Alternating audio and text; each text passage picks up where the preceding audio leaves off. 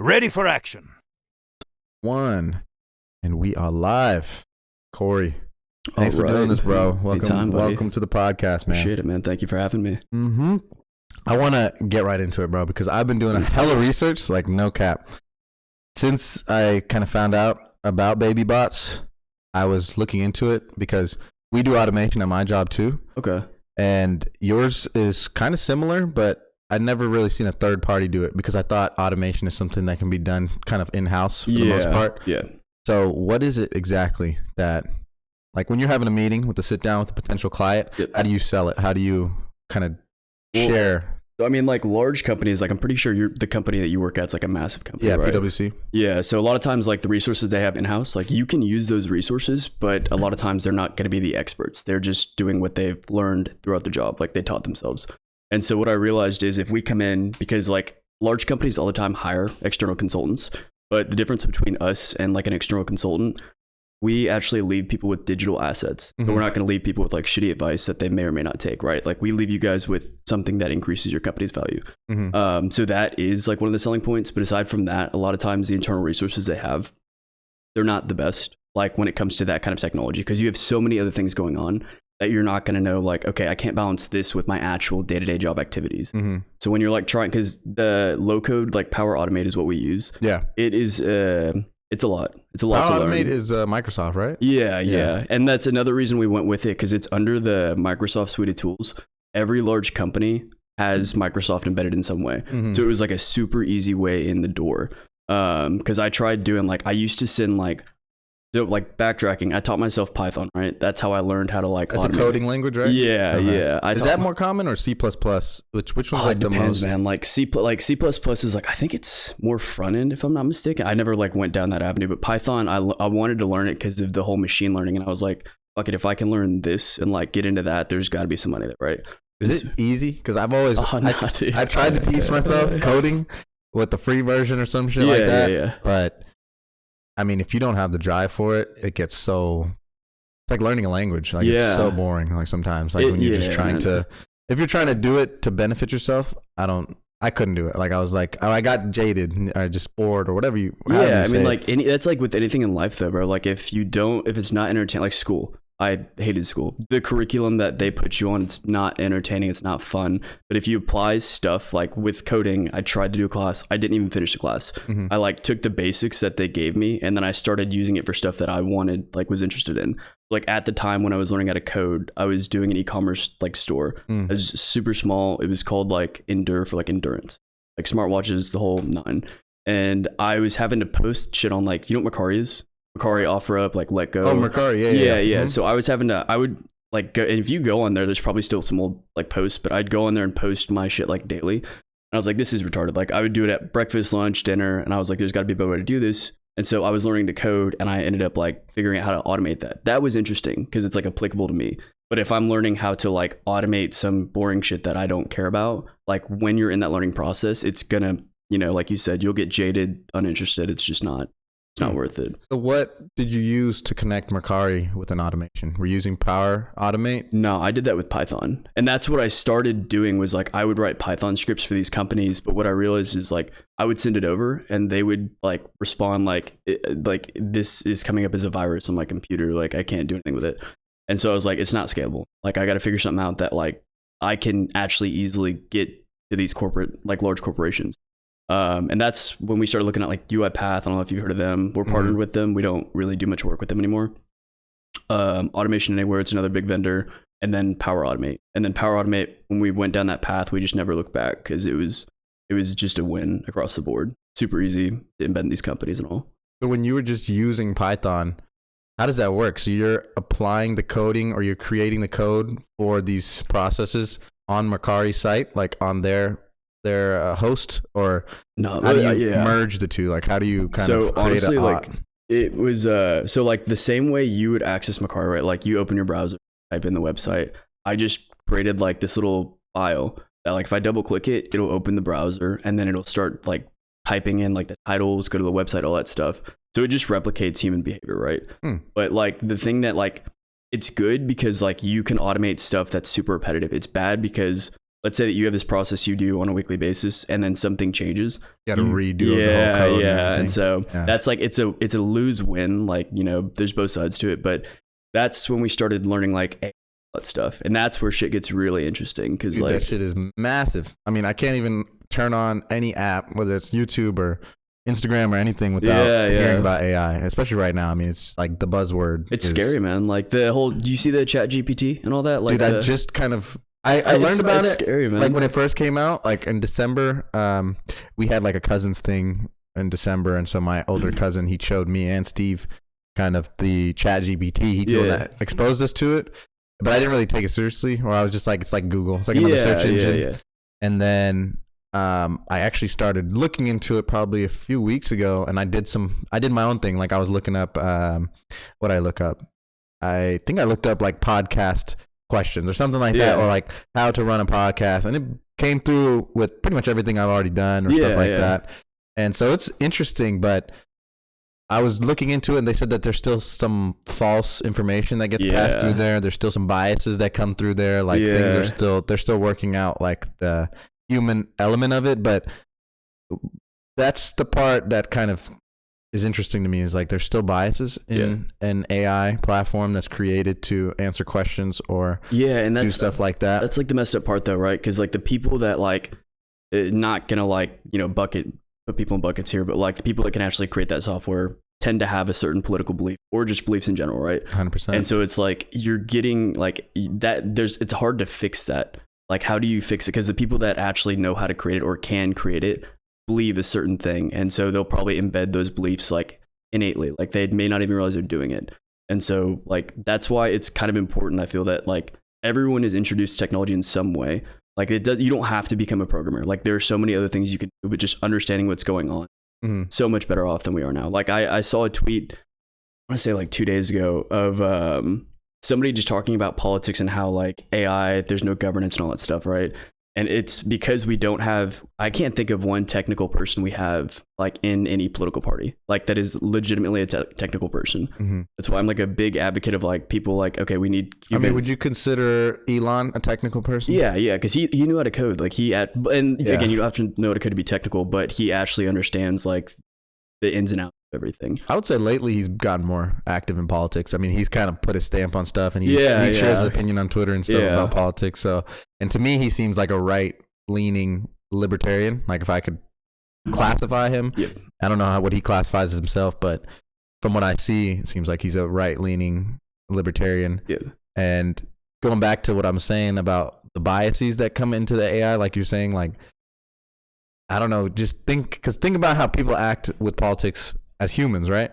If we learn how to codify emotion, human emotion, and put that into an AI, and then you have the crazies on, like, for example, the rioters and the looters that happened during the BLM riots and stuff like that. Say that emotion is codified. They create a way to code that emotion and put it into a robot or put it into artificial intelligence. That shit scares the hell out of me, because if you have a machine that has all this information, like literally like all the past, like just terrible everything, and then it just has the ability to pull information from any industry, any kind of data you can think of. It's a computer, so it has vast knowledge that a human mind can't even hold. Then you put that kind of emotion into it, bro. I'm like, that shit's scary. It's charged up, man. That's when all the movie shit comes out, and you start thinking about all the movie shit where like iRobot or stuff like that, where a robot has emotion and then it acts on it because it's taught that this is the right way to do things, so this is the way I should be feeling. Do you think there's a possibility of that happening? Dude, I mean, I think it's possible that something's gonna go haywire. I just don't know how bad it's gonna be, right? Like I don't know if y'all saw, Microsoft had just like a month back, they put like a super like $2 billion into ChatGPT, like OpenAI, the company behind ChatGPT, and they just integrated it into Bing. And so like now Bing has this thing where like you can now like search, and like I think it's like in beta, but like you can search and you'll get responses from ChatGPT, not just the Google searches that people like fuck with the SEO on. And so is it separate? Is it Bing search and ChatGPT, or is I think it so, or like a button, like on Google you see like you used to see I'm feeling lucky. Like I think now Bing it's like some type ChatGPT of some equivalent of that.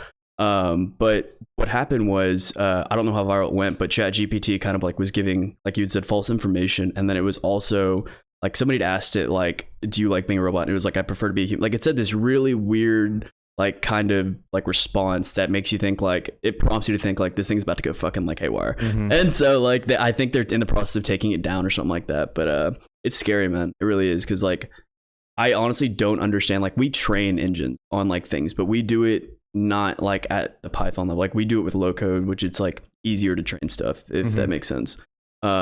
It's like, it's scary because I don't fully understand it. And when I don't fully understand it, I get like scared. Yeah. So no, 100%. That's what I think most people think. When they hear AI, they think of the movies and they think of fucking robots taking over the world and shit like that. And the truth is, it's not like that at all right now. I mean, could possibly, we don't know. But what is it right now? Because you use AI. I mean, your whole business is kind of built around the automation aspect of AI and using it to create these bots, using it to create these automations.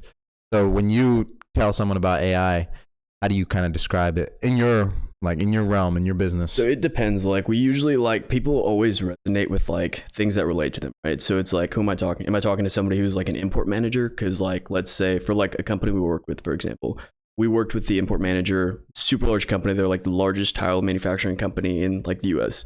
And they had these documents coming in like all unstructured, all this shit. And so we were able to use AI to process like those documents, categorize them, like tag them, all that stuff. And they had 4 people doing that. Now the 4 people, just as a note, they didn't get fired. Like they're repositioned at like some other part of the company. But we were able to automate like majority of that process using AI. Without it, like there's no possible way. So it's like, that's a really like positive way to look at it, but there's always another side to the coin. Are you kind of focused on that? Or you think that's kind of going to be the bread and butter for the foreseeable future for the company? Honestly, so like we are kind of like everywhere. So I mean that with like, y'all know what StockX is, right?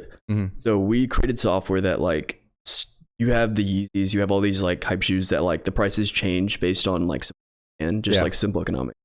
And so we created software that goes and pulls those prices, because you can imagine like these shoe stores have like thousands of these shoes. If like 500 of them change by $5 a day, whatever that is, like $2,500 that you're losing off the bat if the math on that is right. But we created software that goes in the store, updates that automatically on a daily basis. And we charge like $250 a month for it. But like that's something that's like very simple, but these companies like really like it's positioned for scale. So we either create software for like the one-offs for these companies who have very specific processes that they want to automate, will help with. The other side of the business is like, this is something that a lot of companies have problems with. Let's try and make a product out of it and get people to subscribe to it. And that's like more or less what I'm going to focus on like in the coming years, because obviously it's the concept of like having to re-hunt every time, or like I hunt, once and I can reuse this food forever. So like we really want to get more in the subscription side of things, but the consulting and building for others, or like we can use that as an opportunity to learn and also understand processes and even get ideas. Like if this company is doing it, we see it consistently in other companies, then we'll try and, productize a similar. Okay. Yeah. Cause I saw that on the website that, to me, what I understood was the model was a subscription service. Basically, they're paying you guys to build this, and then you're subscribing to that bot. And is that in perpetuity, or is that for a set period of time? And then the bot's theirs, and they don't have to like. That's a good question. Utilize your guys' services anymore. So I get that asked. Like I get asked that by the client almost every time I tell them about like subscribing to it. They're like, "Do I own it? Am I paying down to own? Like, how does this work?" And so we do. Essentially, if it's a smaller company, they don't have like any technical people. If we build something and let them host it, if we let them like manage it, and something goes wrong with it, like they won't know what to do, and then they're out of luck. And that's what we try to avoid. We'll make recommendations based on who we're working with, but we'll present all options. Smaller companies, we'll usually get them to subscribe. We'll manage it. Super low subscription cost per month. We don't charge them to build it, and then we have to have a set year of like guaranteed payments. After that, month to month, if let's say they don't need it anymore, they can just unsubscribe and they're good to go. But that year subscription like that they have to do, it covers our build costs. So at minimum, we'll break even. After the fact, then we'll start making. Gotcha. Yeah. Okay. Yeah, that's interesting. I would, like companies like StockX, if you're gonna start working with them, do you already work with them, or? So we work with them. They don't work with us, if that makes sense. Like they don't. So I don't think that they like I haven't necessarily reached out for partnership just yet, because all we're doing is like scraping the website. Right? It's not anything insane, but like I'm trying to find a way to position it to where it can be mutually beneficial. Because right now it's beneficial to us, obviously. To them, like I have to figure out how to position where they're benefiting whether that's like we give them a percentage of the revenue that we get based on subscriptions to that software. That's like an approach I can take. Or but they don't already have that. I mean, how do the prices get updated right now in StockX? Because if you go like today, the price could be different than it was yesterday. Like it changes already. So what's different about what you're kind of proposing? Like, okay, imagine you have a shoe store, right? You got breads in your shoe store. You got size 9 breads. That size 9 bread is like $350 today. Tomorrow it is on StockX. The price changes to $400. It's a $50 increase. Your store still says $350. Usually what would happen is somebody has to go in their own store and then update that price. And that's like accounting for them remembering to do that, them making time to do all this stuff, then also having to do it for like 500,000 SKUs. And then these SKUs have like 10, 15 sizes. Or you subscribe to our software and then we put it on like a recurring basis so that we're pulling that StockX price, we're integrating it to your store. And if there's a difference between your bread and StockX bread price, we'll update it automatically. Is that an automation or is that a macro? It's an automation, but you know macros too. We've I hate macros, but like we work with them. The way I understood macros is it's a link between something else and something else. So when this changes, this should reflect the right association. So it's like building associations between X and Y. Yeah. So that's what that sounds like to me. Is like you're selling the association software, so where it automatically associates StockX price with your price. So say Trusted Kicks, I need to be able to match my price to StockX every day. Yep. Okay, we're building this association between your platform and your website and where you display your prices to StockX prices. Yep. So is that the same thing? Because I thought automation is like a process. I mean, like, so that's a valid point too. Yeah, like honestly, in its purest form, like that's really, we're just syncing it. There's no other way to sync it like easily. So we made a way for people to sync it, and we just asked to subscribe to that ability to sync it, and that's it. But so it is technically automation. But when you talk about automation, you're more of like thinking like, I want to automate this process of going into this website, emailing these people, whatever it may be, stuff like that, like stuff that you actually do on your computer. Gotcha. But yeah, I mean, there's a lot out there, man. There's so many different things that people do that, like, you wouldn't believe some of the weird stuff that people actually still do. And it's like 2023, you're like, bro, what? Because all the stuff you're saying to me sounds like stuff that should have been done already. Exactly, right? Yeah. We had you have the ability to sync and make automations and do simplify processes. Yeah. We've had that since, like 10 years ago. I think when they discovered what supply chain was, that's when they started eliminating so much waste from processes. Which automation is just a extension of that. So yeah, it's surprising that so many companies still require like an automation company or a service to come in and help them. I guess people just don't like change. Well, that's the thing. Yeah, like people don't like change. First of all, like if I'm selling to somebody, I got to know who I'm talking to, like off the bat. Because if it's somebody that's scared that they're gonna get their job taken away from automation, no chance I get the time of day, like 0%.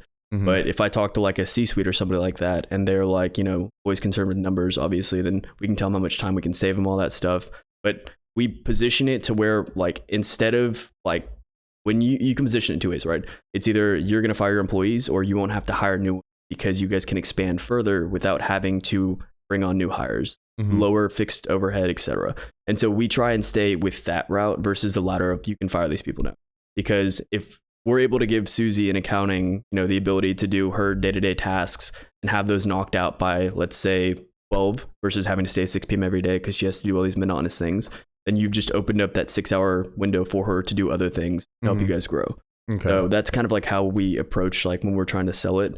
But to your point of like some companies still doing some processes, like going back to like the whole bias in the AI chat. It's like the really good people in tech that can actually build stuff like that, they're concerned with like where the future is going, which is AI, chat GPT, space, like all that stuff. Yeah. And they're not concerned with like this sneaker website. And so that's where like also another way we position ourselves is like, I've actually, because I used to sell sneakers, I would flip the Yeezys like a long time ago with Will, and so. Well, Will was selling the fake Yeezys. Yeah. Well, so okay, so, yeah. But like we always like Yeezos. That's what he was flipping. Yeah, dude, that was a fun time, man. Yeah. That was fun. But yeah, so like just because I've been involved in so many like little small things like that, like I've seen exposure that a lot of like these people with really good tech experience wouldn't even think about. So that's kind of what, they're just overlooked. Yeah, I mean, so you're focusing more on industries that aren't tech industries, right? Because tech industries are the ones taking the hit with AI. Like look at Google and Apple. They fired like 18,000 people as soon as ChatGPT started getting some traction. So that's probably why people are scared when you come to the table with anything called AI, because then they're like, see, Google just fired 18,000 people last month. Like, oh shit, like if we implement this, are we going to have to let go a lot of people? Are we going to, is our reputation going to take a hit for letting people go? But I think that's tech focused, right? Because industry, manufacturing, stuff like that, they're not focused on what ChatGPT did to Google. They're more focused on their daily processes, and that's where you come in and you're like, hey, I can make this easier. This is where you guys are kind of lacking and you're wasting time. Boom, I can give you a bot, fix this. And like even with like, it's like so many people carry like stuff in their head at these companies. Like I bet you probably know some of yours, because again, you're a large company, that if like that person left, nobody would know what to do with that process, because nobody else knows it like that person. So like when we come in, like one of the goals we have is, all right, we need to get it out of their head first of all, and like kind of standardize it, understand what's going. And then if you can help and automate that and standardize it, then, like the leverage is now like 50-50 in the company and the person. Because a lot of times the companies can be held at bay with these people that like know the process super well. It's like, we need them. Like you want to give everyone like a leveled playing field. Like, okay, like if our company won't like lose any downtime with them not being, because they know everything that over time have. So it's just kind of evening the play. But with the tech layoffs, a lot of these companies like overhire. Like they have like tech money. Yeah, remember what Elon said when he walked into Twitter? He cut that shit like. He said people are just sitting around on their phones and that's their job. Like they don't even do shit. They're just sitting there talking, hanging out. I've seen so many of those videos of like a day in the life at like whatever, Facebook, or like all these huge tech companies. Like, what do you work? Like when is the work get done? Like lunch, breakfast, like all this shit. It's like ridiculous. It's insane, dude. If we ever get large, like I would never allow that. There's no way. I think there's just like, there's nothing good that comes from it. It's just like, I guess like putting people in like a spoiled environment and not really like getting the grit out of people, getting like the most out of people. It's just like pampering them, which is when that's just our generation, and it's going to be even worse with the generation following us. I mean, we always used to get made fun of when we were coming out of college and shit. They were saying this next generation is going to be lazy. This next generation doesn't want to work. The truth is, it's very true. Like most people in our generation aren't hustlers like the generations before them. Like even though we have so much access to stuff now, I see people, I'm sure I've been guilty of it early on when I got out of college. It's not that work hard mentality isn't really there anymore. We're always looking for the work easy. Like how do we make the most money by working the easiest? Which not necessarily is a bad thing, but most people aren't going to be able to find a route to make a lot of money by working easily. You have to. I think having that mentality of I need to work hard is good, and it's an important thing. But as each generation goes further and further, the distractions that come into play, the different things we're taught in school, college, takes us farther away from that and more to focusing on things that don't really matter. No, I agree, man. I think the work hard thing is rare now. I think our generation is probably the last one that has a sizable amount of people that have it, but this next generation coming out of college and shit is fucked, dude. Yeah, they're in for a rude awakening, man. I agree. And like to win, like at this point, it used to be like you had to be like better than everyone. Now it's just you have to try. That literally is it. Like if you try, then you'll probably win, because nobody's even. It's just like everyone's so concerned with things that don't matter, and it's like I feel like it'll catch up, and it'll catch up probably when we have something like 2008. But now that everyone's working and it's not their parents, it's them. Then shit gets real. It's like, oh, I just lost my job because I made a day in the life video. It's showing that I didn't do shit. Like it's like I just exposed myself. And so it'll come eventually. But again, I'm not saying it in a way that like I hope it comes. I just hope that like when it does come, it kind of like clicks for people that like we need to get our shit together as a generation, I guess. Yeah. When did you make the jump though? Because what was your before you started, working on your own company?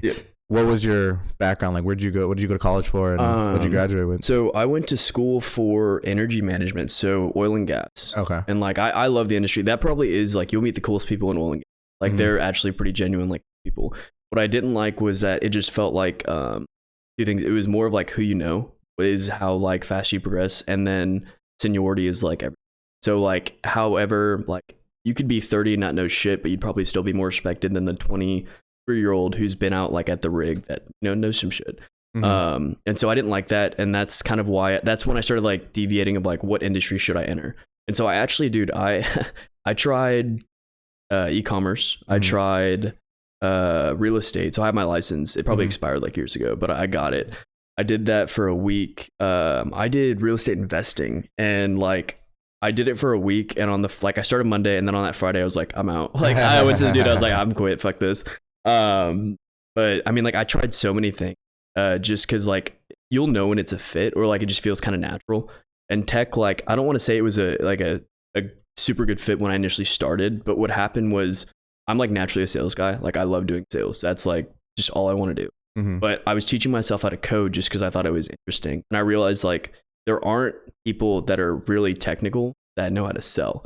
So it's like I found myself in that small category, and it's like, okay, instead of going like with the crowd of like, you know, just focusing on selling, it's like if I can learn the tech background, which so I kind of reverse engineered it in that way, then I can probably be somewhat successful. And that's kind of like how I ended up going down the baby bots path. But I took the jump, like when I was doing the e-commerce store, like, so after college, I did the oil and gas job for 6 months. I quit that. I went to I quit that, went to real estate for a week, and then I quit that. And I kind of floated around with e-commerce for about like a few months, and then went back to oil and gas to pay the bills. So I got another oil and gas job. That was probably my favorite job, like out of all of them. Stayed there for 8 months. And then after that, I quit. I went into sales at a tech company. I stayed there for 5 months. So I've never had a job longer than like a year. Like it's always just been like kind of hopping around. And then after that, I was like, if I keep just hopping around, like it's obvious I'm not going to fucking like stay anywhere. So I might as well just try my own thing. And so that's when I started doing the baby bots. I quit the tech job, and then it was the start of COVID. So whenever that, I think it was like 2021 March, or probably sooner, February maybe, is when I started doing it. And I was just like, my goal right now is like just essentially pay the bills. Like I just got to live, and then we'll figure out the rest. And so I started on, you know what Upwork is? I've heard of it. So it's like a freelancing platform. It's like I have a service, somebody goes on there, they have like a need for something, and it's like, oh, you need somebody to code for you, I can code, like what's up? Gotcha. Yeah. Okay. And so I started doing that, paid the bills, whatever, met some cool people, and then I just kind of like started, I want to say like networking, but not really, because it was just like, you know, do a good service, get recommendations, etc. And so it just started to kind of grow organically, and then grew to what it is today. I mean, right now we're at, I think it's 9 people total. So it's again employees.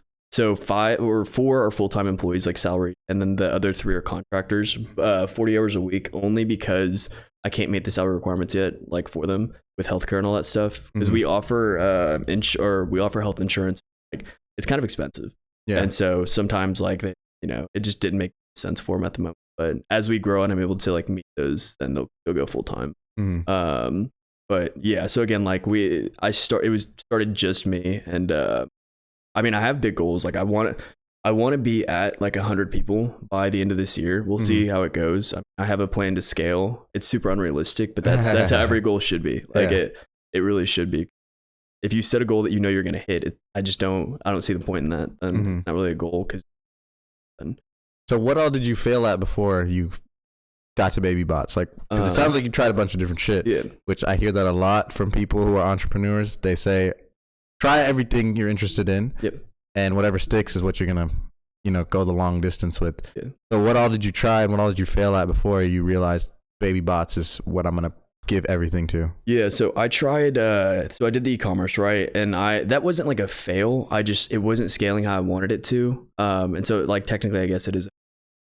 How much were you like at its peak? How much were you generating? Like if you could give a estimate to it. Like we did 60,000 its first year, I think, or something like that. Which like that's like good, but then you have that revenue. Net, that's revenue. Okay. Yeah. Gotcha. So like you take the costs out, you're sitting at like 30K profit, if that, and that's lucky. Like, that's a generous like. And so was that part time though? So that was. Were you still working at the oil and gas jobs while you're doing it? Yeah, that was. The next 30K on top of a corporate salary is good. You know, that's solid. Yeah, and that's how I saw it. But it just like, I don't know, like, because if you would have been on OfferUp or any of those platforms, I was literally driving around the city delivering watches by hand. That's how bad I wanted it. I was like, fuck it. Like because they'll order online or whatever. But I was like, if I saw their addresses in Houston, I was like, I'll do same day delivery, like, and just drive it to your house if you. And that always like resonated pretty well to the point where they would tell other people about it. Like this dude fucking drove to my house and delivered the watch. And so that e-commerce store we sold, it was called Endure. So if you Google like Endure smartwatches, it's still up. I gave it to one of my employees. Can you pull that up, Steve? But it's you have to turn the projector on first or after you pull it up. You know what CNET is? Have you heard of them? Yeah. The website, right? And CNET, they're like a software. Yeah, they're super large like news company. Mm-hmm. And like they wrote about the Endure smartwatch because I like emailed everyone. I was like, let's get the word out. How can I do that? And so they are, so it's Endure. Everyone always does that. Yeah, everyone always does that. So Endure. Yeah, and then smartwatch. You made a website for it? Yeah, like it's still up, man. Like all that, that's the watch right there. Like all that stuff. Yeah. How did you what did you it's pretty dope, right? I know some people use like Shopify and stuff like that. Shopify right there, yeah. That's Shopify? Yeah, Shopify, and then the Facebook with the little thing. So this is ran by one of my employees named Bogdan now. Like I gave it to him because he was the first guy like I ever hired, and he stuck with me through a lot of shit. So I was like, you hired him with this business? No, first? I hired him with baby bots. Yeah, okay. but I got to the point where I was too busy and I couldn't run this. He always wanted to. He had an e-commerce store before, but it didn't work out. So I was like, honestly, this is like it's profitable. Like it just. Where did you find Endure? Like Alibaba or something? Yeah, Alibaba. Yeah, so I would source the watches up there, and I would just get him to brand the watch. So there's like an actual brand on it. So Endure is you created that. Yeah, I own the trademark for it, all that. It was an unlicensed watch, and then you just basically created a copyright for it. Yeah, so I took a generic watch, I put a brand on it, and then I licensed, or I put a trademark on the brand. And so that was really all you had to do. And that gave me the leverage of like, theoretically, anyone could order a generic watch. It's kind of like that, right? But my goal when I started it, I was like, if I learn how to write software, because this was kind of during that stage, then I can write software for the watch, and I can code on the back end, make it pretty cool. So yeah, we got like all the models and stuff, dude. It was a dope experience. But yeah, then I got sidetracked with the whole automation and all that stuff. And so yeah, this was one of the fails technically because I just kind of stopped focusing. How long were you working on it for? Like probably a solid year, to be honest. Like a full 12 months, and in that full 12 months you made $60K revenue. Yeah, solid. Yeah, first year too. Yeah, not bad. But and then the man's over here looking at some sketchy links, man. What's going on? No, the next thing that really was a fail was the real estate. So when I tried real estate investing, the concept is like, the concept with the company, I'm not going to name the company, but with them was like, let's kind of profit off people's somewhat misfortune. So like the first house I went to go look at, we were looking at to purchase, and I think it was like somebody in the family, I think it was either the dad had died and the son was like, had to sell it or something like that. Mm-hmm. But it was just like a situation I didn't want to make money at. Like I was like, this doesn't seem like a good. Like, so what were you doing? You were an agent, like real estate agent? Yeah. And who were you representing in that deal? Well, no. So I wasn't an agent. I was representing like essentially my brokerage, right? And we were like, I think we were trying to acquire the house to sell it for a profit. But to do that, they were acting as a wholesaler. Your company. Yeah. Okay. Yeah. And so, which like, that's not a bad profession. Just like that, maybe it could have been like a bad taste from that company, to be honest. But I just didn't like the experience. Yeah. Like if I don't like something, I'm not the time. You'll know if you like something or not. And I just wasn't willing to put in the time with it. So I ended up quitting. But the thing was like, I had no backup plan after quitting that. I was like, fuck. Like, cause I took 3-4 months to get that license too. So you gotta remember, I put like all that fucking work in. Like, I hate tests. I fucking hate tests. Yeah. Who fucking likes like, tests? Yeah. You'd be surprised, man. There's some people in like the tech world that just thrive on that shit. But hard pass for me. Yeah, man, I hate that. So like, and I think I like the practice exam. I think I failed like a few times, and then I finally got it. So it was like a big waste of time, and that's like obviously like that is like a huge L. Like because I didn't. Time is your biggest commodity. Yeah, man, you can't lose that. Especially like this time, like being the age we are, you don't get that back. And like that's the thing is like I'm a like firm believer if everyone's kind of doing something, it should really be like you should really think about if you do it or not. Yeah. Because like the typical like I just graduated college, let me get this job, let's make money sort of thing, all that stuff. Like you gotta be careful with that because these years like fly by. Yeah, they fly by, dude. Fly by. You get so many more responsibilities. You get like a family, you get debt, all that stuff. It's like there's not another time that you're gonna have to actually try stuff other than now. So it's like, there's nothing to lose aside from like social ties that probably didn't even matter if they're cut at that point. Like there's nothing to lose. How did you overcome the fear? Because I think that's the biggest jump for anyone to make from working for someone else to trying to work for themselves, like, and trying different things of self-ownership or owning a business, or even, you know, doing an e-commerce store, which technically is owning a business, a small business. How did you get over the fear of failure and the fear of, you know, I could be homeless, like this could not work out, like I could lose everything? How did you get over that fear? Like, what did you do? Did you read books? Did you, you know, how did you kind of go about overcoming that? Because everyone has it to an extent. Some people's is stronger than others. So some people are easier to get over it and try versus others who are, you know, more fearful, and they like security, they like safety, but it's an illusion, the security and safety. I agree. You're going to be working at this job for 60 plus years, and then you're going to retire and have to depend on the government and your pension to survive. Like, I'm aware of this, but being able to make that jump and doing it smart, because you don't want to just be an idiot and jump into something just because you're like, I need to get out of this rat race. You got to build a plan. You got to, you know, be somewhat intelligent about how you go about it. So that's the reason I've been so hesitant, is just because, you know, I have the security of having a job, but that's just the security to pay my bills right now. That's really all it is. Because if I get a raise, my taxes are going to go up. Everything's going to go up with the more money I make. So it's not really going to change my life or anything like that. I'm aware of the illusion. Getting out of the illusion is the difficult part. So how did you kind of come to the point where you're like, okay, I'm making this jump now. I'm ready. Like if you put a date behind anything, it becomes real. So like if you ask somebody about their goal and they tell you what they are and you say by when, if they don't give you a date, I'm a believer that that's their way of conveying that it's not like as serious as they say it is. So like I'd put a date by 25, or by the age of 25, I wanted to be in business for myself. And I have I do these little self-recordings or like check in like on what I said like years ago, and if it's like accurate, if I'm doing what I thought I was going to do.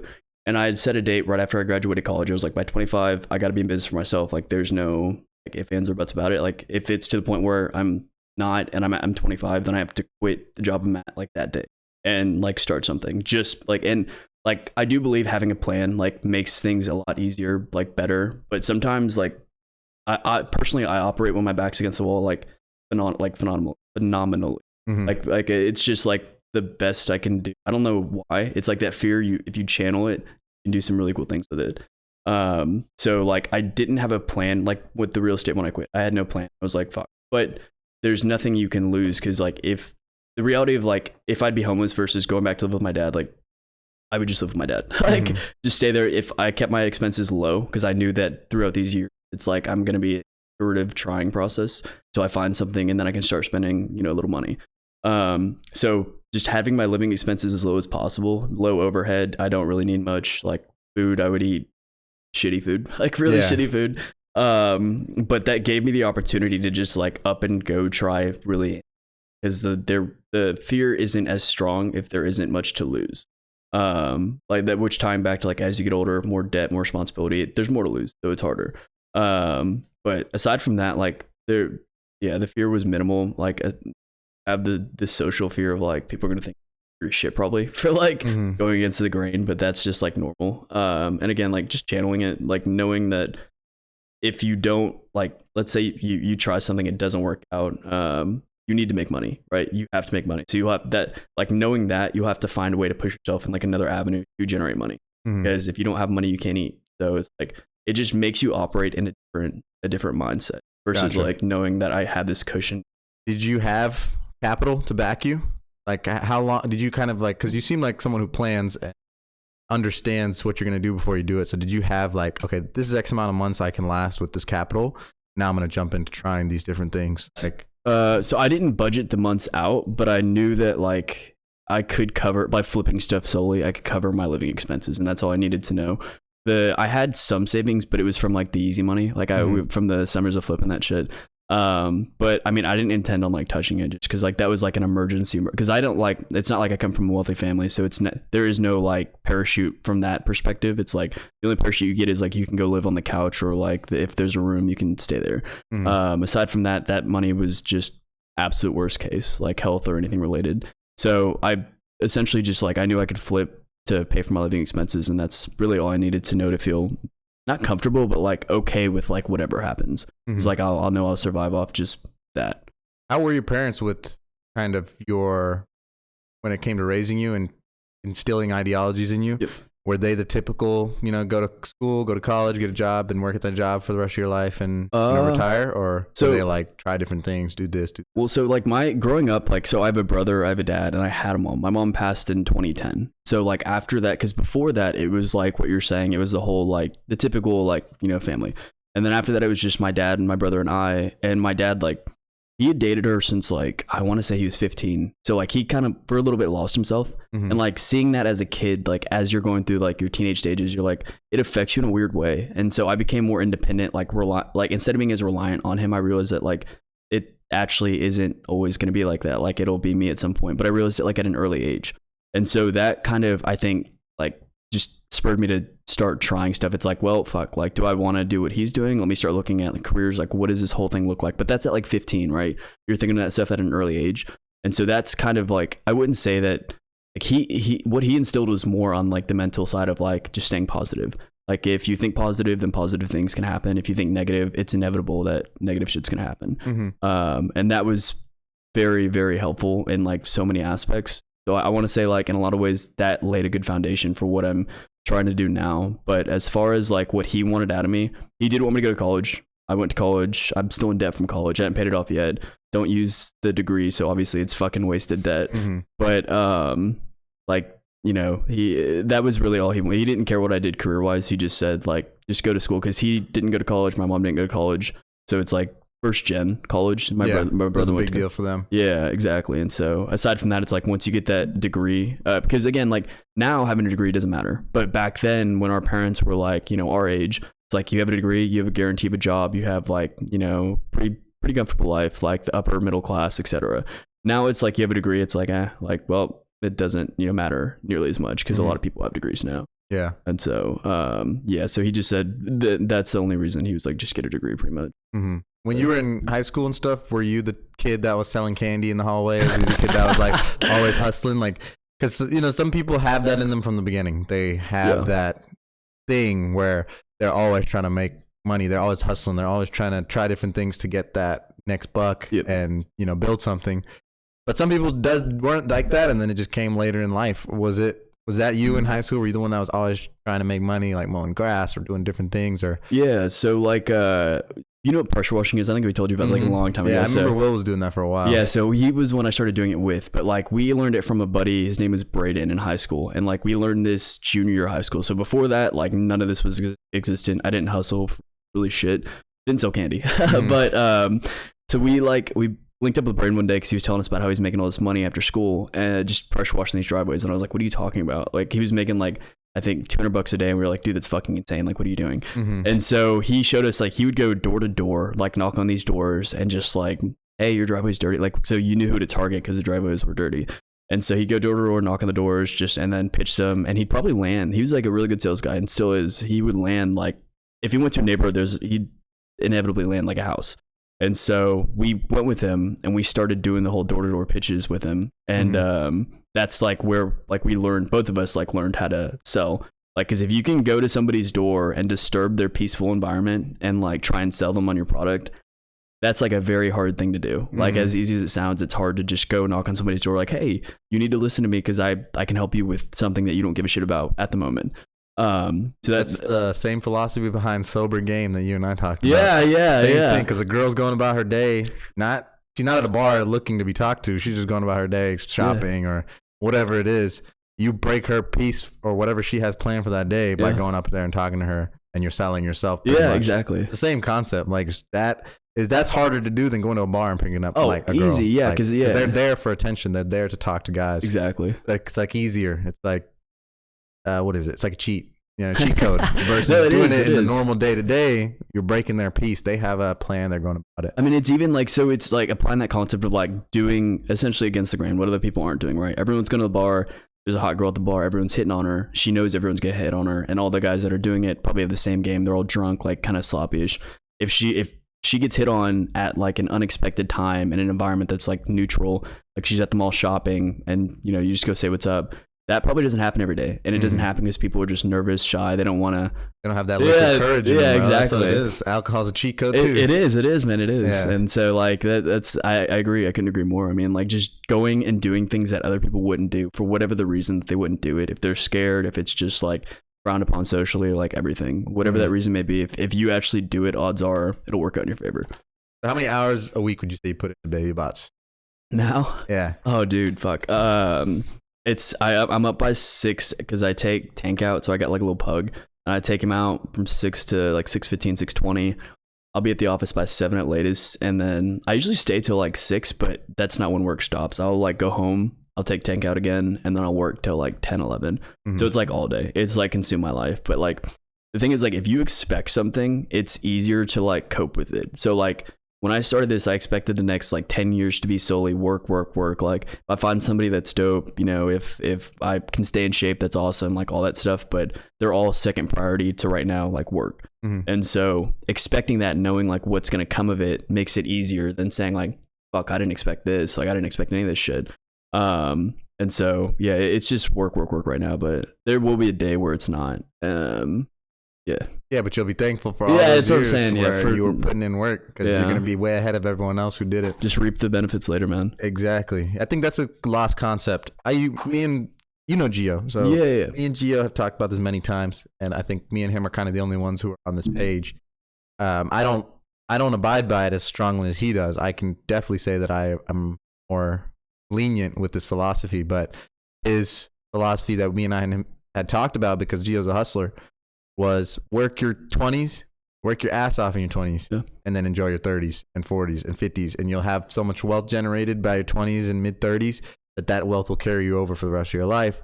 Then you enjoy life. I think people get so caught up in the prime of our lives being in our 20s, like physical prime and stuff like that, but it's a limiting mindset, because you can do so much in your 30s. I mean, it's not just like, okay, I'm young in my 20s, I need to live the best life I have now while I'm young. That's another thing we're taught, I think, another thing we're told, and another thing we see from people we look up to, or family members we like try to model our lives after or whatever. But yeah, I think we need to teach people more, like use your 20s, your early years to build wealth. That's when you, like you said, have nothing to lose. You're fresh in the game, you're fresh in the world. You could still live with your parents. A lot of people still do live with their parents till they're like 25, 26. The problem is they're making money and then just spending it on fun and spending it on momentary fun, going out, drinks, all kinds of stupid shit that aren't going to benefit you or build wealth. We got to teach people, like, look, your 20s is when you have nothing to lose. Go try to build wealth now when you can fall back on your parents, or where you can fall back on low bills, low debts, no debts. And I just don't see that. You know, I see people just continuing the same mold where we just party our 20s, work our ass off for the rest of our life. Yeah, man, it's hard. And that's like the reason people like say that you can't do it later, is because they're caught in that whole thresh of like, well, you're not gonna be able to travel later, and you're not gonna be able to travel later because of what you're doing now. So it's like this inevitable loop. Like if you kind of enjoy, not saying enjoy your 20s, because you can enjoy it doing multiple, like I enjoy what I do, but like if you don't focus on the right things, I would say, or like prioritize some things over others for the current period, then you won't be able to do those things later, like travel whenever you want to travel, let's say in your 30s, because you'll be forced to work to keep up financially and stuff like that. And so it's like a never ending loop. But man, I agree with that like theory. I think that, and like I'll probably take it to like, realistically, I'll probably take it to 35, because I think I'll get bored. Like I really think like I don't know what I would do, to be honest, because like it just, you know, I enjoy it a lot, but probably have to find a hobby at that point or some shit. But there's when did you kind of like know tech was what you're gonna try? Like were you like keeping up with any platforms or any blogs, or what were you doing where you said, because you made a transition from real estate to tech and oil and gas to tech, which is pretty drastic change in position and what you're going for.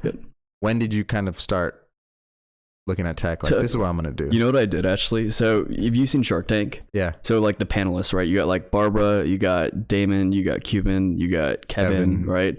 I tried every industry from them. Like, so I literally went down, I was like, they're rich. Like, what the fuck did they do? And so it's like Barbara, real estate. I was like, fuck it. Like, no, a week in and out. Damon, like e-commerce, essentially fashion. And so I was like, and I did that for like a year, and then it was like, The Cuban in tech. that's where we're at now. But like that one kind of clicked, and like I kind of resonate with Cuban because he's like a chill guy. Like he's a normal guy. Like if you talk to him, I wouldn't guess that the dude knew how to code or anything like that. And that's like the people that you kind of like want to enter the industry. They don't have to be like all the super geeky, not like, no offense to that, but like there can be some people that actually are conversational, you know, sales oriented, but like they just learn tech out of general interest. And so he sold his first company for like $6 billion, right? His tech company. Yeah. So he or was it Yahoo Sports? He started a company like around 23, sold it for $6 million or something like that. And then he started another one like in his 30s, and he sold it for like 5-6 billion. That was the tech one, right? Yeah, Company. It was broadcast.com. And it like, I guess he says it was like one of the like the foundation of like streaming and all that stuff.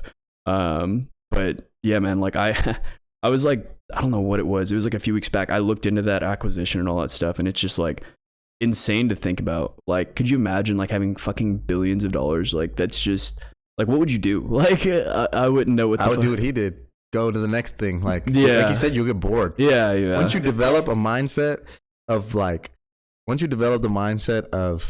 working and generating wealth, I don't think you lose that. There's no one I follow that I look up to or I admire in the way that they're generating wealth that stopped. They do it not because they're forced to, no. They do it because they want to. It just becomes a habit ingrained in them. And like, I mean, he bought the Mavs, bro. Like that's like that's crazy. So he combined like his passion of like obviously making money with like I love the sports and shit. Like that's dope. Like that's you just have to stay like, you have to stay busy in a way, because like idle hands, dude, they'll fuck you up. Like if you don't have shit to do, you'll find some shit that you probably shouldn't do.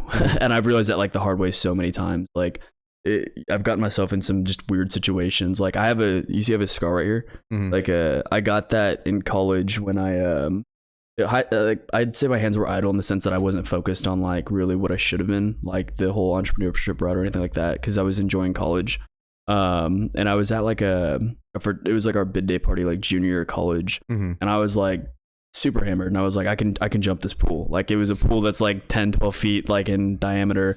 I was like, fuck it, I can do that. And so I tried to jump it. I curb stomped my face on that shit. I had to go to the hospital, get stitches. That was like a wake up call though. Like after that, it was like, get your shit together. And that's really when I started taking shit a little more seriously. Like one of those like kind of, we talked about defining ish moments, like where the whole Jesus thing with you for a little bit, like something usually prompts it. It's where like you probably just had a good conversation and it like clicked for you. For me, the conversation was with the curb. So it was a little bit fucked up, but no, that's awesome though, that it changed you for the better. Some people just keep going down that path, right? They just party their ass off, and then that's the way their life goes, and they peak in college. Like the whole peak in college or peak in high school shit is people that don't know how to move on to bigger and better things. Man. I mean, it just seems like you have your head on right. Like you try different things, you found your niche, and now you're sticking with it. Did you see this as a problem though? Like automation, did you see these processes and say this needs solving, or you just was like, I want to try this, I like this automation aspect of AI, and that's what I'm gonna do? Or did you see things in your life or in your old jobs that you're like, these can improve? Well, so like, and that's honestly a really good question. So I found use with just me, like at first, because again, like when I was teaching myself, I was like, let me try and automate stuff for myself at this store. And like when I was able to automate the Macari, the OfferUp, all that stuff, I was like, fuck, like I'm not the only one that does this. I bet there are people that actually like their whole livelihood is selling shit on these platforms. I bet money. And so like initially I was trying to reach out to them to sell the software I made to them. And then like I realized, okay, this isn't just like this software for this platform. Like I could think bigger and start building stuff for like, because there's other things out there that people do that are probably parallels, like in terms of they do it daily, they hate it, and they need to do it. And so that's really what kind of clicked. I was like, okay, I just need to figure out like what these other things people are doing that, you know, I could potentially write software for. So like kind of like a mixture of all of them. Like it started with just me, but then realizing that there are more out there, and just like figuring out what that was really kind of helped me dive into that. Yeah, that's awesome. I mean, the whole reason for this podcast is to explore things like that, like people who are going outside the norm. How did you get from point A to point B?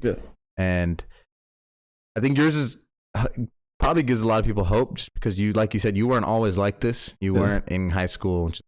You weren't, because some people are 13-year-old entrepreneurs grinding their ass off. Fuck no, that was not me. Yeah. People always expect that the mold for an entrepreneur is someone who's been doing it their whole life. But for you said, started late, and look at you now. I mean, you told me last year that you had your first 6-figure month with Baby Bots, like in the summer last year or the fall last year. Almost 6-figure. Yeah. Like that's crazy. Like you went from, you said you weren't even making like $1,000 the first year or something like that. Yeah. And in 2 years, you're at a span where in 1 month you almost hit 6 figures. Yeah. Like that's fucking nuts. Dude, like, it's insane, man. That's like fucking crazy. It just feels weird. Like, 'cause sometimes obviously like everyone you get like the imposter syndrome, if you guys have heard of that, but it's like, you don't feel like you deserve or like you should be in a position that you're in, even if you can put in like mass amounts of work, like ungodly, right?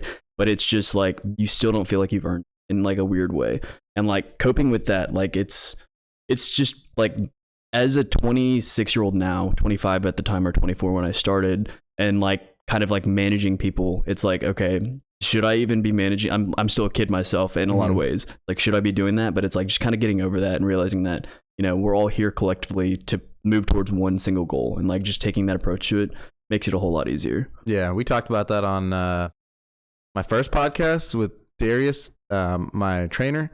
He said the same thing, like the imposter syndrome is one things that when you start getting success is your roadblock you're going to face, like when you start actually succeeding or seeing some positive ROI in what you're doing. Yeah. And then getting past that, you're golden. Like once you get past that, the confidence in what you're doing and who you are just explodes. Oh, man, yeah. Like, and sorry, go on. No, go. Oh, I was going to say, dude, that couldn't be more real. I mean, like, I've sat in the room with obviously some people at some big companies that are pretty high up, right? And that's like why for my title, like I won't change it to anything that's like president or anything like that, because I feel like it's like that really would just, I'd feel like it's kind of disrespectful, right? Like if we're a super small company and then I'm here like, and I'm saying quote unquote president, and I'm talking to like a managing director at like a multi-billion-dollar company, but my title is higher. I feel like that's just a weird. So like I'm very strategic with how I present like myself to other people at our clients until like I feel that it's appropriate. I kind of like keep that at bay. So how do you introduce yourself? What's your title? Just managing director. Managing director. Yeah, because theoretically that's what I am. Like I started out like, so I progressed from like an analyst. When I started it, I put myself as an analyst because that's what I was. I was analyzing processes and I was like figuring out how to automate them. So I was like, it's appropriate. And then as we started getting people and I had to manage them, I was like, well, now I'm like a managing director. That actually makes sense. Like, I feel like you don't enter like executive status until like certain size and like a certain, because I've seen people on LinkedIn that have like CEO for like just them or whatever. And like, there's nothing wrong with that. Right. But it's just see that all the time on Instagram, like it's like in their tag, it says like CEO of X and they don't even have a company. Yeah. And it's just like, however, like you want to present yourself, like there's nothing wrong with either way, but just for me, like, tying into that whole imposter syndrome, like I would feel it would be emphasized if I did something like that. So it's like really just playing to the truth of like what's going on helps with that whole thing. So what industry do you say your Baby Bots falls under? Like what's when you present it? Is it an automation company? Is it a tech company? How do you? So I say automation services company, and for like tax purposes too, because like if service providers are taxed differently than like product owners, right? So like if you own something, you have to pay taxes on it, like sales tax and all that stuff. Or if you're selling like products versus like if you're consulting, then you don't pay sales tax, 95% sure at least. But yeah, right now we're just an automation services company under the IT tech branch pretty much. How do you meet? Do you just go to the events and stuff like that to meet other owners, meet other companies, meet clients? Do you go to like the different, the things they have in Vegas? I can't think of the name right now, but like they have different events in Vegas. They have different pop-ups across the nation. Yeah. You just go to those, or is it mainly recommendation? So like, dude, I started with COVID, right? Like I started, like me and COVID were parallel when we started. And so like when that happened, everything was shut down. And like, I was like, well, fuck, like how do I meet people? And so I like ended up just like, I figured out how to do like Google searches where you can like get exact matches. There's like something you can do that like I can type in like certain words and then like in a certain way with quotations, stuff like that. And you can find like direct text matches. So I'd be like consulting, Power Automate, like stuff like that. And I could find these people that needed help with it and I'd figure out how to get in contact. It could be fucking Twitter, Facebook, like whatever. Like I just find the people that need the help and then I'll like come out of nowhere and present myself and what we do versus the latter of like going to every person and then telling them what we do and letting them decide. Because that's like one thing I couldn't waste was time. Like I didn't have that much time. And like if I'm going to try and grow it, I need to find people that are interested in what we do. not people that I need to convert to be interested in what we do. And so that kind of helped like expedite the growth. But now, like, because that technology is becoming more accepted, like AI is, you know, everywhere now and all that stuff. And it was back then, but not as much, I would say. It's a little bit easier to like find people, like leads, things like that. Like on LinkedIn now, I can use like hashtags and stuff like that and just reach out. But I would say, yeah, most of it, like from networking events like CES, I went in 2020 or 2020, I think. Okay. And then I went this year. I didn't go the 2 years between because I wouldn't get my COVID shot, and they wouldn't let you go without the shot. So I was like, oh, fuck it, I'm not going. Yeah, I'm not getting that shit either. Yeah, literally, like they were like, it's a requirement. I was like, I'm not gonna go to this one. But yeah, I met some people the first year I went, and then I met some people. I went with Bogdan, one of our employees this year, and met a few people. But mainly, yeah, just finding people that have needs like online, because you can stretch yourself so much further versus like going, which I do kind of like. I've been like going to the businesses before and like doing the in-person meetings. I like that more. It's a lot more fun, like creating a connection with people. But in terms of efficiency, if you can hop from one meeting to another online and stay in your seat, as like lame as it sounds, versus driving across town to their office, you can get so much more done. Yeah. So it's just about being efficient with your time there. Yeah. When you see the longevity of what you're planning, yep, like as a business owner, you see yourself opening more businesses as you get further down the line that are in the same realm? Or what some people do is they start investing in other businesses or buying other companies. Are you which route do you see yourself as an investor going? Like, obviously right now your main focus is being the managing director at BabyBots, but once you start generating wealth and you start having more capital to be able to do other things outside of just this, unless your goal is just to strictly invest in BabyBots and push it to the moon, what do you kind of have in mind later down the line? So what I want to do is I want to grow this to be like probably one of the biggest like automation companies, because there aren't that many out there that like, there are companies out there that do it. They don't do it right, in my opinion. They like kind of like build, leave, like ignore the client, don't talk to them again, like just one and done. And so I want to build it to a way where it's like companies feel they can come to us for legit automation service needs.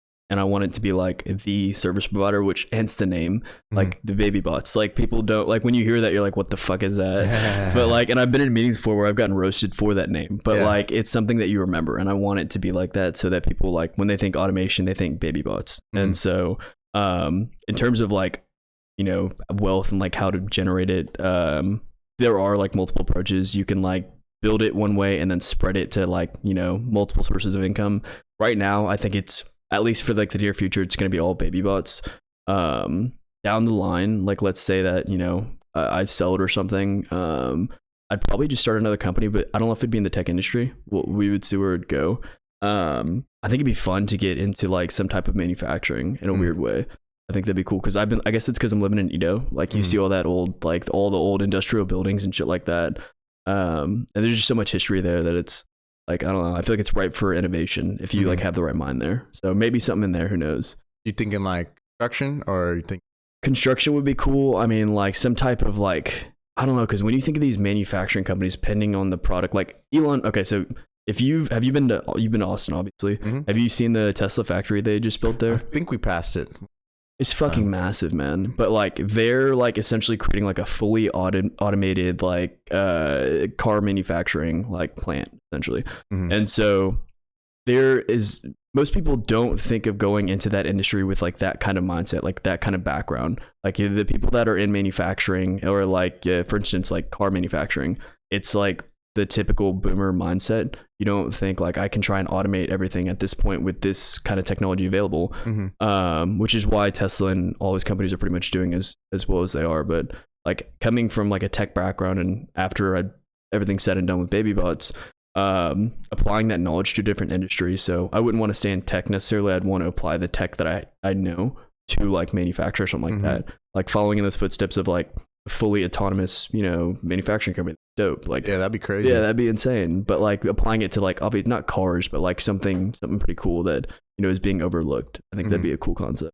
Yeah, I feel like the overhead there is so focused on machinery. Yeah. And there'd be no labor costs. So everything would be just, and that's the easiest thing to minimize and work on is overhead for equipment, because that stuff you can, you know, figure out how to cut costs, figure out how to optimize it. But if it's labor is going to be the same price, like no matter what. And usually it's going to go up. Bro, yeah. And then you got these people there. Some days they're feeling it, some days they're not. Some days they're like fucking pissed, and the output's always different, right? So like in that sense, that's where a lot will change with automation. But the latter is people are like, what do we do with these, these people that did those jobs when you start to automate them? And it's a valid question, but like there's so many things out there. Like there's so many jobs out there. Like automation does, like you'll need people to maintenance the machines and shit. Not like it's going to run perfectly forever.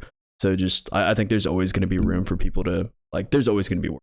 Yeah. And I saw on your website, I liked this a lot when you were saying kind of like, I think it was your mission statement or something on the website, but it said, we're trying to not let people get fired or help people get fired. We're trying to help people do what they are made to do. Something like that. I was like, I love that, because that's what the whole message should be behind AI and moving AI into different industries is, okay, now let's try to get people to be creative again, because now everyone's a bot. Everyone's a fucking NPC. Everyone just walks around thinking the same shit, doing the same shit, watching the same stuff. Let's get people to be creative again and maximize individuality, which is lost. Like everyone is so similar. We all watch the same shit. I get so upset when I think about it, how easily we get drug into culture and doing just what everyone else is doing. Yeah. That I think AI taking away some of these repetitive autonomous jobs is going to help people they'll be forced to sit. They'll have to think now, like, what am I going to do? Yeah. Like I don't have this job. I don't have this opportunity anymore. Where can I go? I'm hoping it'll drive and pull out that individuality and creativeness, but the downside or the negative potential thing could happen is that people just get more stuck in being comfortable and watching videos and staying home and getting on welfare and doing bullshit like that, and then nothing happens. There's two sides of the coin. Yeah, I'm ready to flip that motherfucker and see what happens. I mean, dude, sometimes it takes like you got to be pushed out, like because some people just need to be pushed out of that position to actually think like that, right? Like, and when they're out of that position, they can take the two paths, like you're talking about. I can start actually being creative and productive with my time, or I want welfare. Like it can go either way. But I mean, I think flipping that coin, taking the chance there, I think it'll end up for majority positive. I think it'll be a good thing. People start to enjoy work again. Like people, like we've literally automated things where we have an automation running for a company right now. The sole purpose of it is to download invoices and rename them. It does like hundreds a day, but somebody was doing that.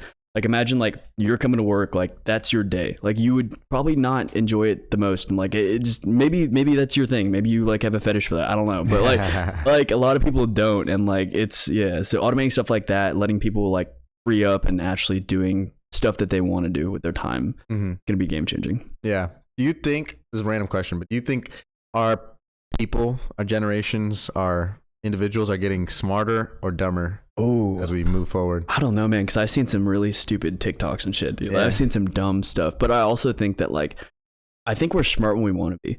So I think like we like take the concept of work smarter, not harder too far, where we don't think we have to work hard at all. And it like screws us in a lot of ways, but it does also show that like when we do, like as a generation, want to like be smart about certain things, we can be. But I think a lot of it is all getting corrupt by like like social, like everything that's going on with social. I think it's getting just super corrupt, and I don't know what's gonna happen with that, man. I'm really like kind of curious to see how things end up there, but as a whole, I think we're a good bunch, but it is getting worse. Gen Z's fucked. I think so too. I think so too, because you got to see what scares me is how focused on entertainment everyone is now. Yeah, that's all people care about, especially the kids. The kids that are supposedly going to be carrying our next generation. When you see all these kids focusing on entertainment, what I see is who's going to be willing to do the dirty work, for the next generations. Who's going to be willing to step into the garbage disposals, who's going to be doing construction, who's going to be willing to do that when everyone and their mom is trying to be famous right now. Everyone's so focused on entertainment, even business owners and stuff. Some of them don't even do it for the money or because they like it. They want to get clout, they want to get famous, they want to get a name for themselves so people will watch them and look at them. That's what I see, and that's why I think it's fucked. I think moving forward, it's gonna be kids who are focused on trying to be famous, going to be kids who are focused on trying to get clout, on trying to represent wealth, even if they don't have it.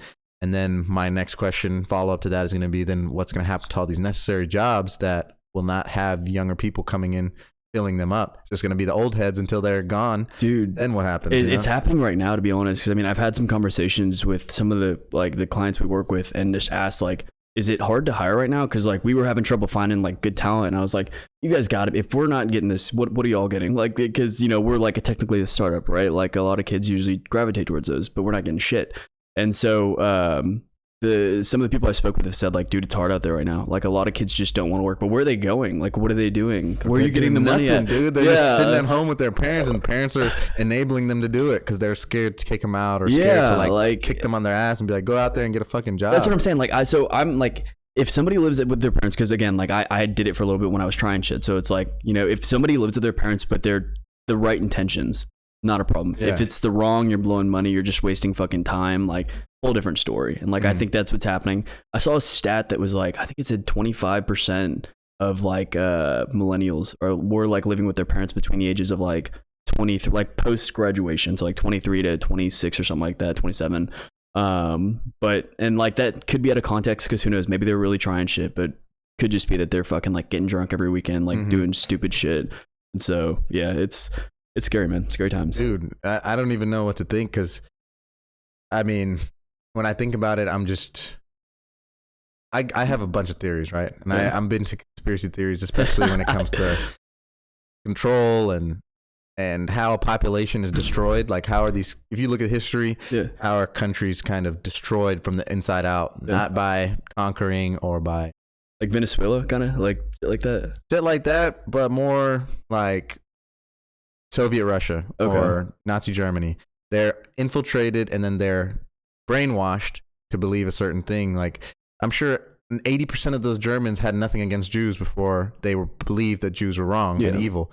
They didn't believe that until it was taught to them and brainwashed to them. Yeah. And I see a similar situation happening here in America and it's not even bullshit. What happened after World War II was that a lot of these Nazi scientists and a lot of these psychologists that worked for the Nazi party, where did they go? They came here to America in like the 40s, 50s, right after the war.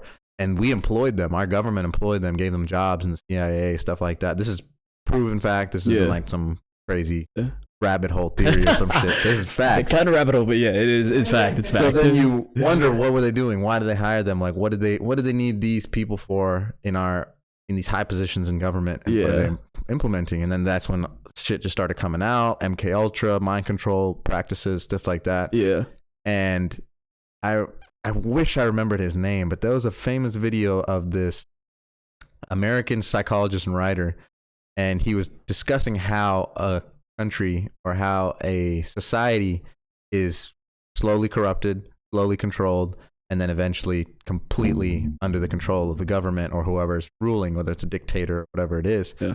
And he was describing how slow the process is. It starts with the media. And look at our media today. I mean, have you seen those TikToks where they show a bunch of news clips side by side and they're all saying the same thing? No, but I wouldn't doubt it. I mean, like, it's crazy. They overlap videos from Fox, from CNN, from everybody, and overlap it, and they're saying the exact same words, exact same phrases. Like, it's crazy. Like, because then all you hear is the same thing being said by multiple voices. You know that, like, when you're in a crowd or a church or something like that, and you just hear that hum of everyone saying the same thing. They had news clips of like a bunch of different stations just saying the same jargon over and over. But who's writing the agenda for that, right? Because one of them has to be in the control. Like, somebody's starting it, everyone's following. I wonder which one of those providers actually like sets the script for like. There's a theory that I've heard. I don't know about this. I don't personally believe this yet. I haven't looked into it enough to know, but they said that there's a new world order. So it's not. It's not just. What is this? It's not just American, or it's not just one country.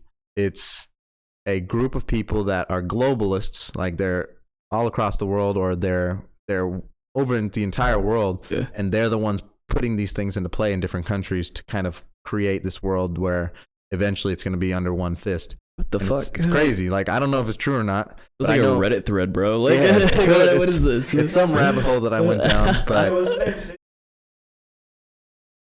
the psychologist or whatever. I'm not sure. I have to see the video to know who the guy is. Like, because I was watching the video, my mom had sent it to me. She's big on this stuff. Oh, really? So thank God, like, I have the right parents teaching me this stuff. But yeah, I mean, going back to just that's a whole different conversation. Like, going back to like the workforce and where it's going. I mean, like you said, when did you ever think we would be in a point when we were in college where there would be jobs available and no one was filling them? Like when I was in college, I thought it was going to be hard to get a job. When I got out, I was worried. I was like, fuck, like the market could be saturated, supply chain could be overfilled. Yeah. Now we're in a point where people are basically begging people to come work for us. Like we have positions, we have openings, no one wants them. I never thought I would see that. No, man. I never thought I would be in a point in America where there's jobs available, but no one wants them. No, I agree, man. And like, it's even kind of further iterates the fact that like you really wouldn't need a degree. Like, not to say that like you shouldn't get one, because like I think certain professions, like if you're gonna be a doctor, stuff like that, like I want somebody that at least has went through some type of formal education, right? But like for most jobs now, like I think they're at the point where like they don't care if you have a degree. If somebody came to us and was like, I don't have a degree, but like, and I don't honestly require it, I just say like, have you coded before? Like, what's your experience with that? Like, what have you worked on? That's more what I consider versus like your credentials, because I don't really care for that. But I think that, yeah, I mean, anyone who wants a job, anyone who wants to work right now can work. And that's like something that hasn't really been present. It's high paying jobs too. It's not just like baristas and shit like that. It's like corporations have openings that they can't fill, and they're like 60, 70K jobs a year, 100K jobs a year. Like these are not like some baby gigs or something like that. This is real money that you can make. Now, then again, you know, if you're going to be a self own your own business or be self-employed, it's different. Then you're not looking at the numbers because you know the taxes that come along with it. But the fact that there's so much unemployment but so much jobs available is just alarming. I don't get that, man. Like there should be some criteria. I'm sure there probably is some criteria to like even get on unemployment in the first place, but like there's got to be like some stricter, like something stricter that needs to happen to like. Depends on the administration. Every administration determines how strict those rules are, like welfare rules or unemployment rules are. And you know, I think the current administration, and it's not just the current administration, I think that's one of the biggest differences between Democrats and Republicans is Republicans want limited government and more self-reliance. Like we should be able to handle most shit ourselves. Yep. But Democrats are more like, no, everyone should be able to help out with other people who are, you know, less abled and unable to fend for themselves or whatever it is.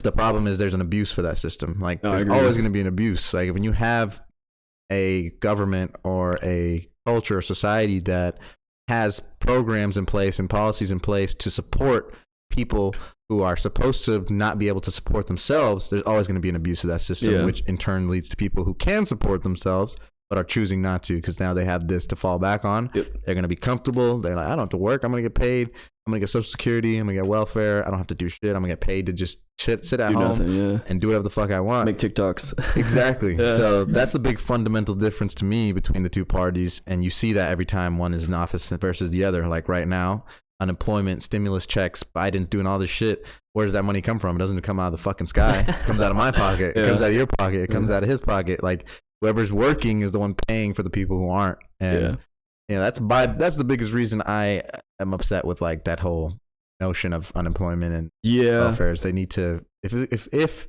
we even have to do it, which I personally don't think we need to do it, then do it right. You know, make sure the right guidelines are in place and restrictions so that people can't abuse the system. And it just all comes down to like the truth of like maybe they do have restrictions, guidelines, things like that, but leniency on those, and then like people actually like following through with those restrictions, like doing their job.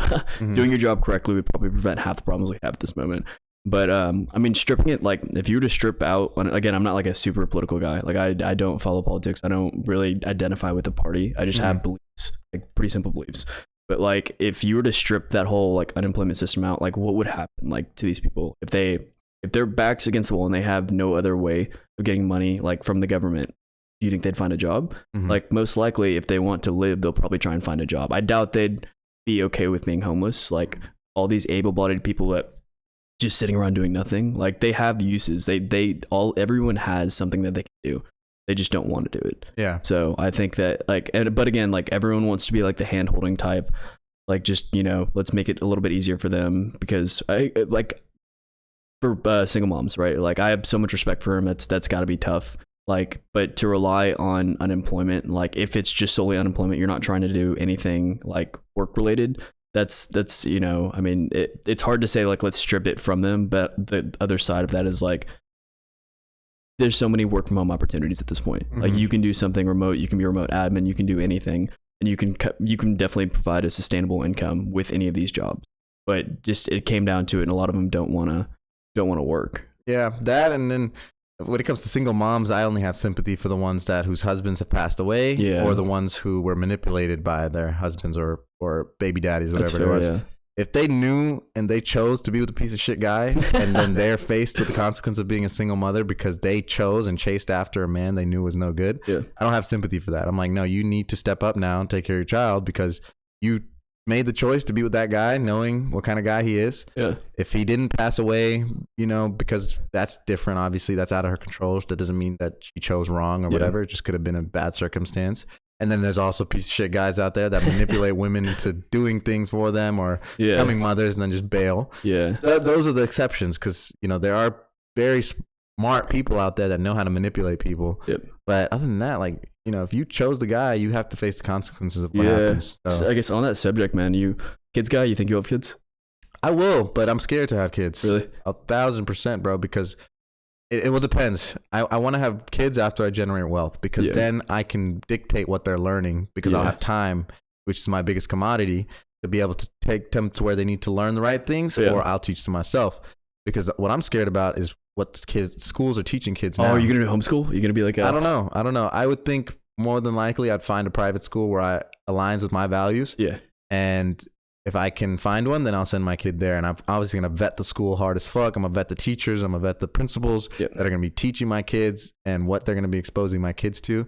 I'm not going to send my kid to a public school where they're going to have a fucking drag show and he's 6 years old. Like, I'm not going to expose my kid to that. Are you fucking kidding me? That shit pisses me off so much. That was a thing? I didn't even see that. Oh, all over the place. That's insane, they're having drag shows for kids and stuff. Like, kids should not, it's not even about what you identify as. Yeah, it's not about heterosexual or homosexual. It's about kids shouldn't be exposed to sexuality, period, until they're old enough. When they're 15, 16, when their hormones are starting to act up, then teach them about it. But 6 years old, elementary school kids should not be being exposed to sexuality. Disney's doing it now, all kinds of shit. So I want kids, but I really don't think I'm ready. I'm not ready at all because I want to be at a place financially where I can make sure, because money is going to help you. As much as people say money doesn't buy you happiness, it buys you a damn lot. So having a good amount of it, it's not even just money, but wealth, to be able to dictate where my kid is going to go and what they're going to be exposed to, then I'll be comfortable. I'm scared now because if I had a kid now,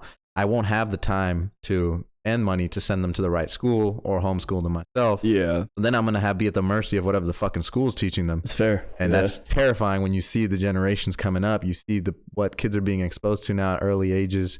Disney is showing, like kissing scenes now in the movies and stuff like that for kids. And it's it's not the time or the place for it. But eventually, I do want to have kids. Same page, man. I completely wholeheartedly agree with that. I don't know if I do homeschool though. But the rest, like, kids are, I don't know, it's getting worse, what kids are exposed to nowadays. I think that, like, instilling certain values in them is super important. I do want to have kids. I want to have a fuck ton of kids, man. Mm-hmm. I want to do, like, honestly 10. Like, damn. Yeah, man. I'm 50% Hispanic and then half Italian. So it's like the Hispanic side of my family, like, my mom had 12 brothers and sisters. So it's like, big family on that side. My dad, like, not a big family. But I'm like, essentially, so my brother's gay, right? So I'm like the last, like, Shreffler, like the last of my lineage.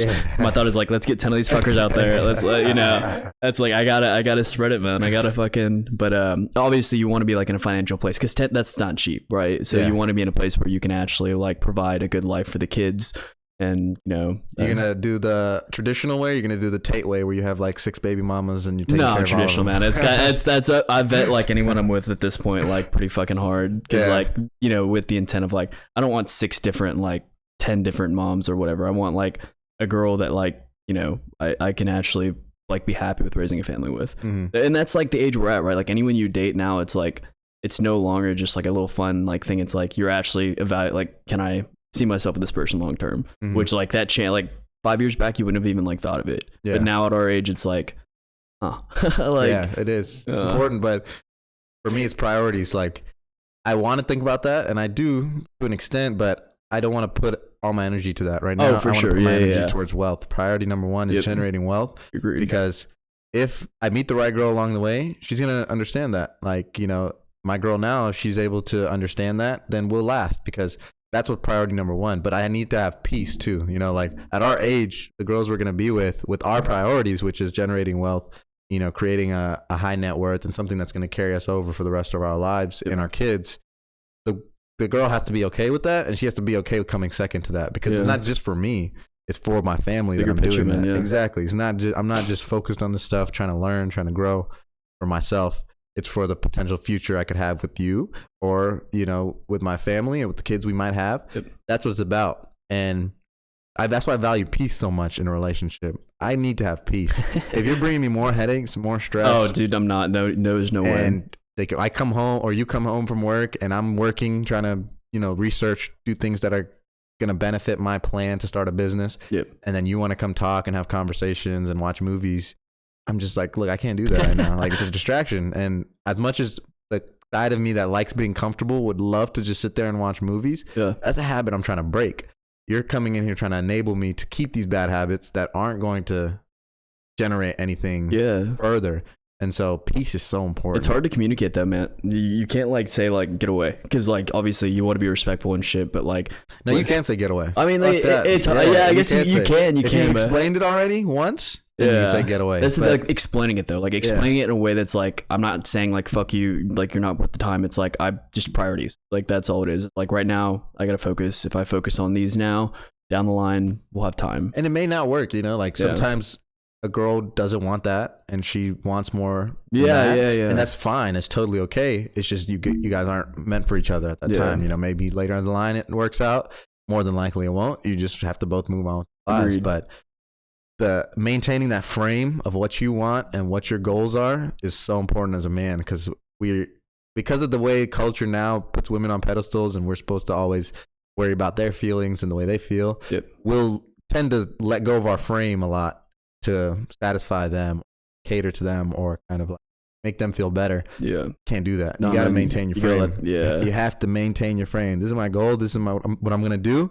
And that's it. There's no compromise. I need to do this now. Completely agreed. Once you start giving away your frame, you're going to do that for the rest of your life. Give away parts of your frame. Give away parts of your frame until it's no longer your frame. Now y'all are in her frame. And it's just don't want that. That's a good way to put it, man. That applies to anything too. That applies to not going to the gym on the day you're supposed to go to the gym, right?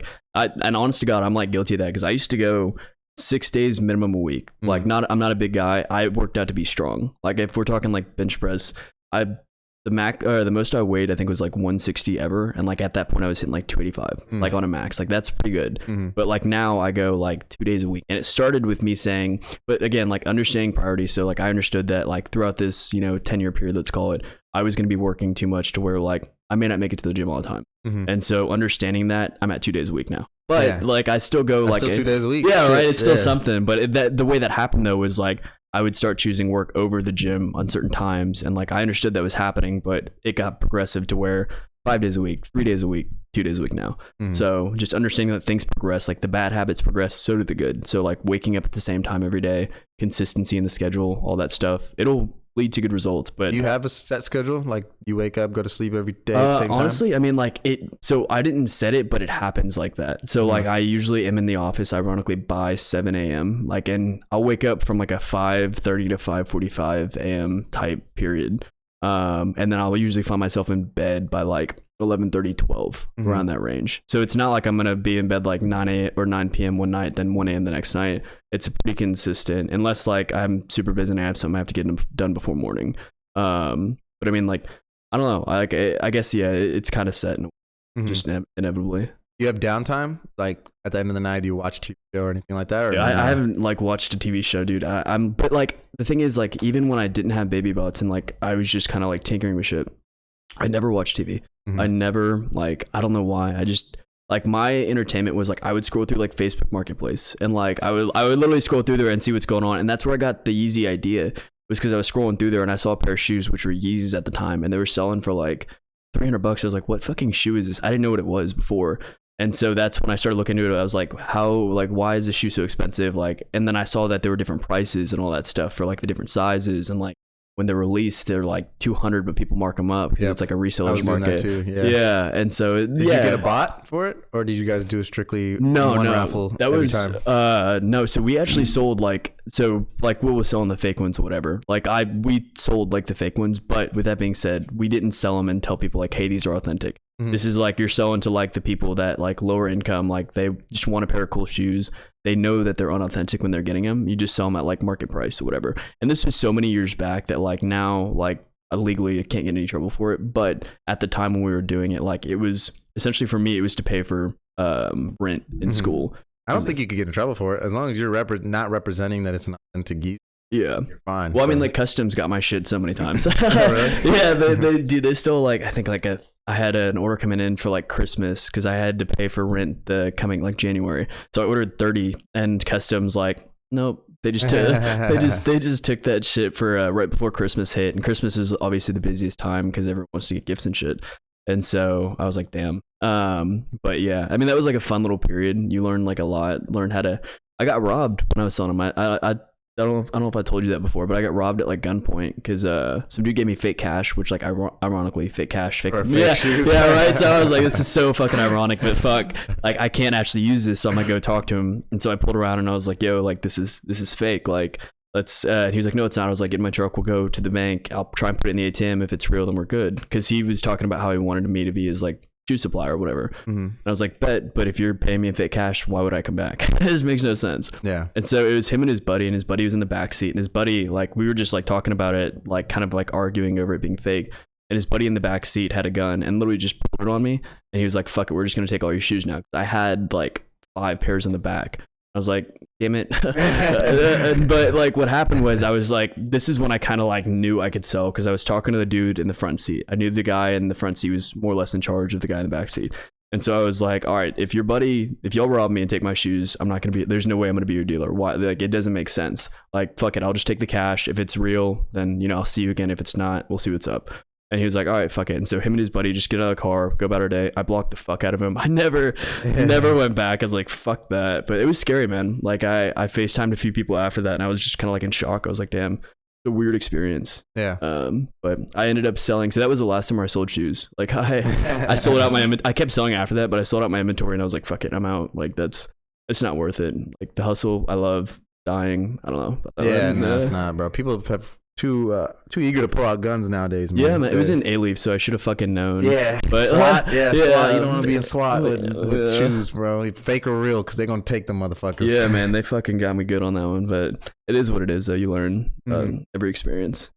Yeah, I mean, I think a healthy level of violence or healthy level of a relationship with violence is good as a man, but man, so many people have guns nowadays. It's crazy. Yeah, they're quick to pull it, dude. That's I don't pull out a gun unless I'm planning on using it. Like I have a gun. I have my handgun and I have a home defense gun. And when I take my gun with me, I'm not gonna pull it. I have it with me usually. Anywhere legally I can carry it, I'm carrying a gun. So if y'all watching this and you have any ideas in your mind, you better watch your fucking ass.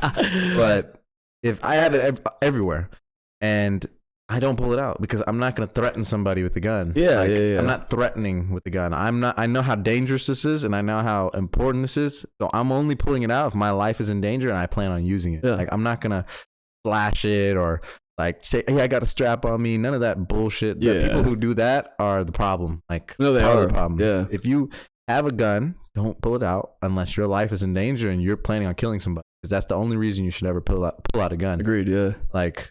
Yeah, I mean, those people that do that too, the gun probably isn't theirs. So they're just causing so many more problems like down the line with all that shit. But yeah, not good, man. And then people have a lot of hot guns too. Like scratch the serial number off, so it's just a hot gun. Or if it's a gun they got off the street. So that's a hot gun. They like take the serial. Yeah, if a gun's hot, that means they're not the owner. And if it gets traced back, it's not going to get traced back to them. Oh, yeah. So technically nothing to lose. But like obviously you're fucking killing or whatever you're doing with it. Yeah. Yeah. Like, it's getting crazy in Houston too, bro. Like the crime and shootings have gone up fucking tremendous. Dude, I used to live in the Galleria, right? Like, but that area just like... Dude, Galleria is shitty now. I'm moving our office. I think I'm going to move our office out of there. So we stay off Post Oak, I think. It's by the golf course because I got like a really good deal at the time.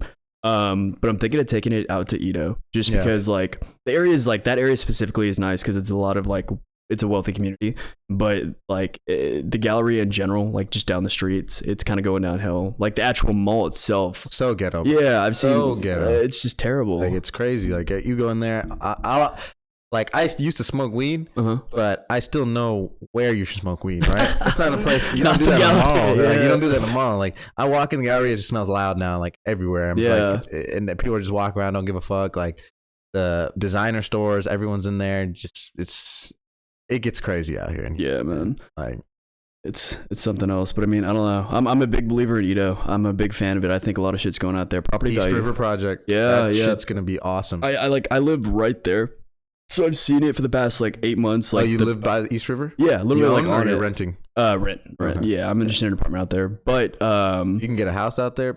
Dude, I've had an eye on this house, bro, and it literally, since I've moved there, it went up to like $1 million. I was like, this is fucking insane. There's no way. Yeah, it was a nice house, but like, dude, it's only gonna get like more expensive. Yeah, bro. Like I was looking at a house out there whenever they first dropped the East River Project, or maybe it was when I first heard about it. It may have been already like under plans for like a few years, but I went out there and looked at the house. It was like 350, something like that. Yeah. Townhome, 3-story. I was like, bet, nice. Yeah. A few months later, looked at it. It was like over 400. Yeah, like in a few months in the span, just because that project has so much attention around it that when that shit's done, it's gonna be fucking nice. Dude, they got like multiple. So they got that East River Project, then they got the 9 East Golf Course or whatever that they just opened up back there. They got some retail center that's like directly across from my apartments, like, which sucks because like there was a nice view of the city. It's all fucked now. But I mean, like, it's still a bunch of shit going up out there. Like, I definitely want to get property. That's where I want to end up like living, like when I drop the pen or whatever. But just kind of waiting, like looking around to see, you know, what's available and all that stuff, because I don't see any houses that like are worth like hopping on.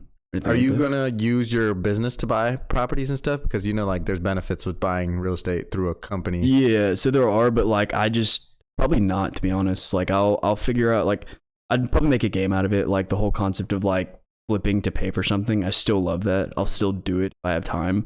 But like, let's say flipping to pay like a note on a house, like I think that'd be fun.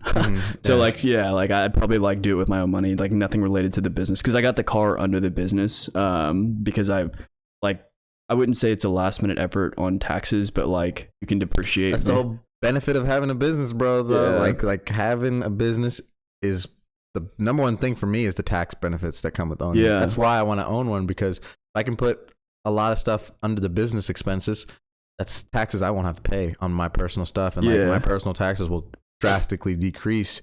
And everyone I listen to, like, I'm sure you keep up with people too, like Robert Branson and stuff like that. Yeah. And do you ever listen to Kiyosaki? No. Is that the Rich Dad Poor Dad guy? He's from Hawaii. He's like the investor. He has a bunch of real estate. Yeah. He has companies. He always says, like, you need to start a business, because the biggest killer and someone who doesn't own a business for the rest of their life is going to be taxes. Biggest break is having a business to be able to find the loopholes where you literally won't get taxed. Like, that's how the rich stay rich, is taxes. They don't get taxed because of their business, their company, their corporation. Yeah. Are you guys like a C Corp, LLC? So we're LLC, but if, like, whenever you register, do LLC, but like as an S Corp. So that, like, because LLCs in general, you'll probably pay like 30% of your income is going to be taxed. So it's like self-employment's 15%. The other is like all these other federal and state, et cetera, or whatever. But if you're an S Corp, you don't have to pay self-employment. So you automatically shave 15% off. The latter is like, I guess the downside, not the latter, is you have to be an employee of the company. So I'm an employee of Baby Bots. Whereas like if you're just LLC, like a regular LLC, then you're taxed as if it was your income. So it's all passed under you versus like you being an employee. So like my paycheck has taxes taken out of it versus like you just paying taxes at the end. That makes sense. I think so. Yeah. I've did a lot of research on the different types of corps, but I'm still learning. So, like, there's so much shit. Like, it's so much differences and so much to learn about it. Yeah. And that's why I'm trying to, I heard the strategy about learning new stuff. You should, when you learn something, try to then teach someone else as if they were a 5-year-old. And then if you're missing gaps in that information, you know what to go back and learn more about that topic. Yeah. And I've been trying to do that. And this helps a lot. Like, when you try to simplify what you're learning and try to teach it to someone else, and then you realize where you're missing information, you go back, learn that stuff, and then you fill in the gaps. Then by the time you're done, like in a week or a couple weeks, your knowledge is simple, but it's covers all the bases. Yep. I mean, I believe that wholeheartedly. I actually apply that concept with like the developer who right now is like our top developer. I'll get him to teach the other people like what he's doing. And if there's something that they ask that he doesn't know, hey, like that's something that he needs to learn. And so it can be applied to so many things. How did you meet your team? Like, how did you kind of like meet the guys? So everyone's remote. First off, like everyone's like, so there's an office, but it's just me in like 1,000 square foot office, like just me. Yeah. And it's like kind of a weird feeling because it's been just me like the whole time. Well, Bogdan came down and lived in Houston for a little bit for like 3 months. He came down because he liked beaches. Essentially, he was like, all right, that's a selling factor. He goes to Galveston. He's like, fuck this. Yeah. He's like, no, I'm out. Yeah. And he moved to Florida. He's in Florida right now. Yeah. But so yeah, it's just me. Would you ask? How'd you meet them? Like, sorry. Events and stuff? Or? So I met them through like job listings essentially. So like we advertised on LinkedIn to like hire. That's where I found majority of them. Some I found on like Upwork, and I kind of just took off the platform and hired them full time. Mm-hmm. That gave me a chance to like vet their skill set, like if they're good at development, all that stuff. But majority were just like your typical job listings.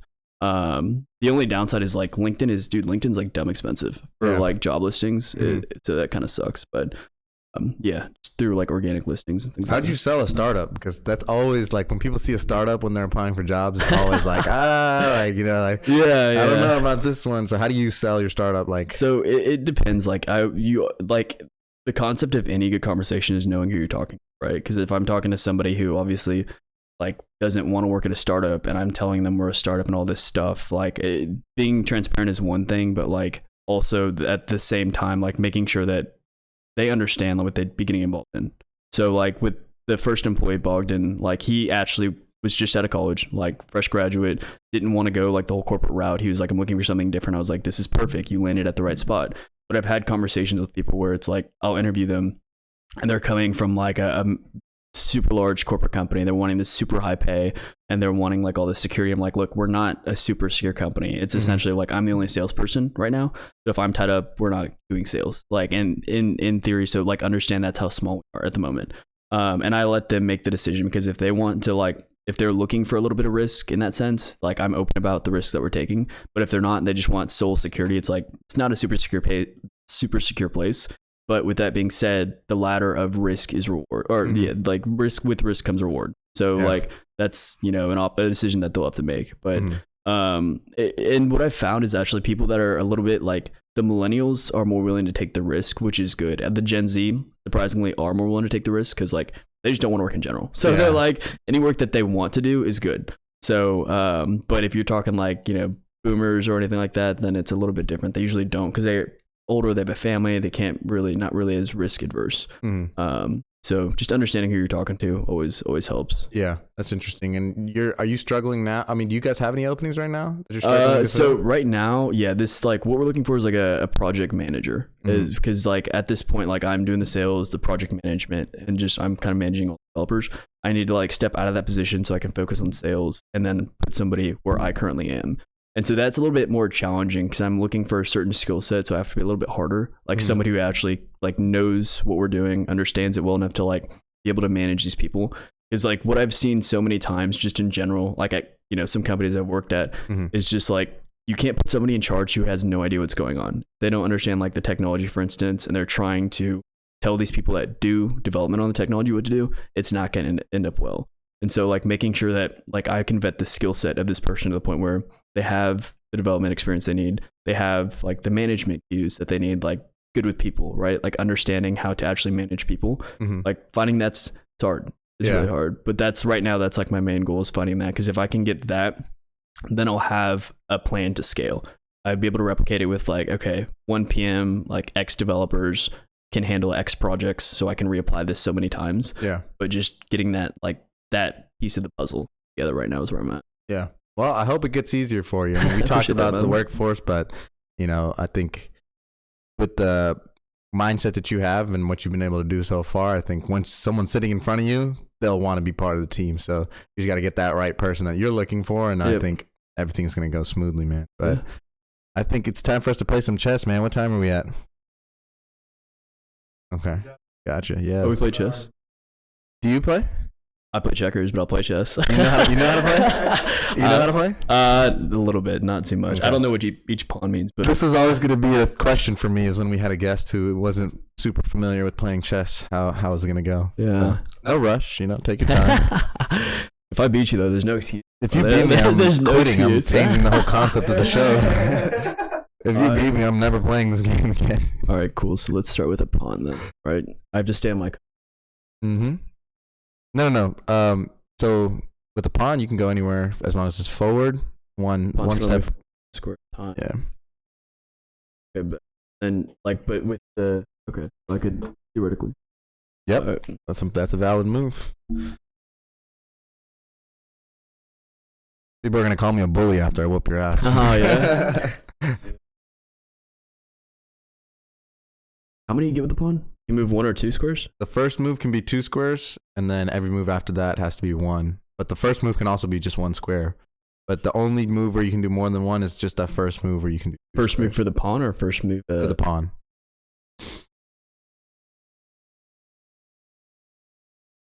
This board is also representative of the board of life. That's just applicable to all aspects of life. Not if you don't know how to play. It's not. What is that, a bishop? That's my queen. Queen? She's my most powerful player. Really? So if I essentially jump your queen or king, that's a good thing, huh? So there's no jumping. That's checkers only. Yeah. You take my spot, though. If you attack my piece, you'll take my spot out, and then your piece will go there. The objective of the game is to get all... Checkmate the king. Checkmate. Okay. So basically, you have to get to the point where the king is under attack, and he can't move or be saved from that attack. Just plotting here. Yeah, no. Just buying time, I know. Take as much time I as promise, guys, I'm not a bully. All right? It's just this is the concept of the show. You have to play chess to the end. I thought Cory was aware of the chess game that would come, but man, he does not have any practice. All right, let's keep it simple then. Okay. Keep my front line guys out there. Mm-hmm. So with the kings and queens, mm-hmm. Anywhere you can move them anywhere. As long as there's not a piece in front of them. So like right now, your queen can't go anywhere because she has the pawns blocking her, and the king can't go anywhere because he has pawns blocking her. Bishop can't. Your white bishop can move. That's your rook. The rook. Rook can go straight or sideways as long as there's no pieces blocking him. Your knight can go in an L shape, so 3 squares up, 1 square to the left or right, or 1 square up and then 3 squares to the left or right. Bishop can move as long as there's nothing in his way diagonally. So that white bishop would stay on white. Your brown bishop would stay on brown. I guess my objective here is to just move these fuckers. That was actually literally your best move. Or one of them. Yeah, that was solid. I should have. Okay. So you know pawns can attack diagonally, right? That's the only way they can attack. Yeah. Okay, so what would that would just knock your pawn out? If you want to attack mine, yeah, you would just knock it out right there. So you would go diagonally, but if you don't have to attack it, you can, but if you wanted to take my pawn in this situation, you'd move it over to where mine is right now, and then you'd occupy that spot and you take my pawn and put it like back here behind you off the board. Repercussions, I don't see any benefit to it, this little fucker, I think. So you're trying to set me up? Yeah, I am. Definitely trying to set you up.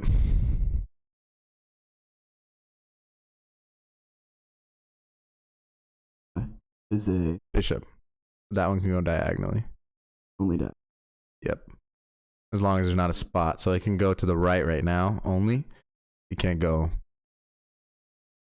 Gotcha. So theoretically, if you had a guy right here, that would make sense, right? Yeah, you could kill that one. If I had a piece diagonally, you could kill it. You gotta send out like a memo, like, "Hey, we're playing chess." Shit, bro. You gotta like give people a heads up. I'll give the heads up so you guys can practice. Get some rounds in before the actual game. Some reps. Let me get this guy.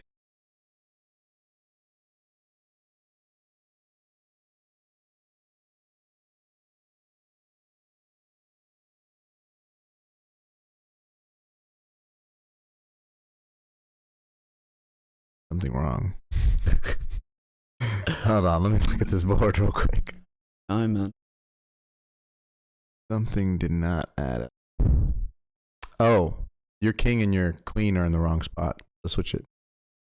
Your queen is always supposed to start on the color she is, and then your king is always supposed to be on the opposite color. That's why. I was like, something's not right here. That was my fault. I set up the board. All right. Well, it was a good game, but just practice, you know what I'm saying? Like get chess.com. We can play some chess. I'll teach you some things, but that would be checkmate. How does that happen? I don't get it. All right. So what I did, I set up my queen. I always love this attack. It's very basic, and if any chess professionals are watching this, I'm sorry. I know I abused this move. But basically, I set up my queen to pinch your king, and my queen is protected by my bishop, right? See my bishop here? So say your king right now is under pressure because my queen has your king in check, which means it's attacking it. Because my queen can go diagonal, forward, sideways, any direction diagonally or sideways and forward. So right now it's diagonally attacking your king. But your only move, so you can't move your king anywhere because he's blocked off, would be to attack my queen and kill her. But if you kill my queen, my bishop kills your king. You can't kill my queen because you'd still be done. Like it'd be over. Oh. So your king is in checkmate. He can't do anything, and none of the other pieces can kill my queen to protect your king. So it's game over. Really fuck. Oh man, sorry. I had to do you so bad, bro. No, but honestly, no. I'm actually good at chess. Yeah, you learn by fire. You got to play and get your ass whooped, just like any other sport. Fair, you got to when you go in the boxing ring, you got to get your ass kicked a few times. That's how you get better. So this was your first ass whooping. Now, next time, a week, 2 weeks from now, you can get your own ass whooping in. So it's a fun game, though. I love it. And it does apply to life, really. It really it's does. just strategic thinking. Like obviously, understanding what you're getting involved in the first place helps. Mm-hmm. Plotting your moves. Everything can be applied to life on the board, the chess board. So how did you start playing? Did you just pick up one? I used to play when I was little. I played with my parents a lot. My mom and dad would play with me. They weren't like good or anything like that. We just played for fun, and so they taught me how to play basics. They didn't teach me all the moves because I learned moves like fucking 3 months ago that I didn't know were part of the game. Like for example, castling, which is a whole nother thing. And then so I didn't play for a while. I now would play on and off with my parents. And then recently, probably last year, I started getting into it again because it's such a fun game and it makes you think. And there's millions of moves on a chessboard. There's literally tens of millions of outcomes because of so many pieces and how each one can be played. Each game of chess can have a possibility of millions of moves. So it's a thinking man's game. You got to set stuff up. You've got to read where your opponent's trying to go. All kinds of stuff like that. And I'm by far not good at it. Like I'm very amateur level. I'm not a cold player. Yeah. But I just like playing. I like playing. And I figured people who are going to be on my show aren't cold either unless I get like fucking Magnus Carlsen on or some professional chess player who's going to come whoop my ass. But yeah, I don't know. I just got into it like again last year sometime. It's a good way to pass the time if I'm taking a shit or something. Yeah. I'm just on chess.com. Something to think about, man. I mean, I'll write a bot that to play. So I guess they have those already. They have chess computers. Dude, I've seen some AI shit on that. Like they played like some of the best chess players versus and win. Yeah, they win every time. Now the chess computers win every time. It's impressive, man. Fucking insane. If you can beat a chess computer, you're the greatest player on the planet. Like that's what I think now. Like if you can beat a chess computer, you're the GOAT. Because I don't think even Magnus Carlsen can beat him, and he's like consensus number one of all time. Yeah, he beat a grandmaster when he was like 12 years old, like one of the best grandmasters, like top 5 ranked chess players at the time. And he was like 12 years old. He was like not even paying attention. He's like looking at stuff, and then he's maybe that's his move, man. He makes him think that he's just not even caring for it. Yeah, and he's what 30 something now, and he's still top of the game. Yeah. Well, good game, sir. Yeah. All right, game. Yeah, thanks for coming on the podcast, bro. And we'll do this again sometime, maybe in the summer and stuff, and we can see how far Baby Bots has come. I'll be here for it. Appreciate you having me. It's always a fun time. I'll be a little more prepared with the chess. There you go. Get some practice rounds in. All right, you can stop it.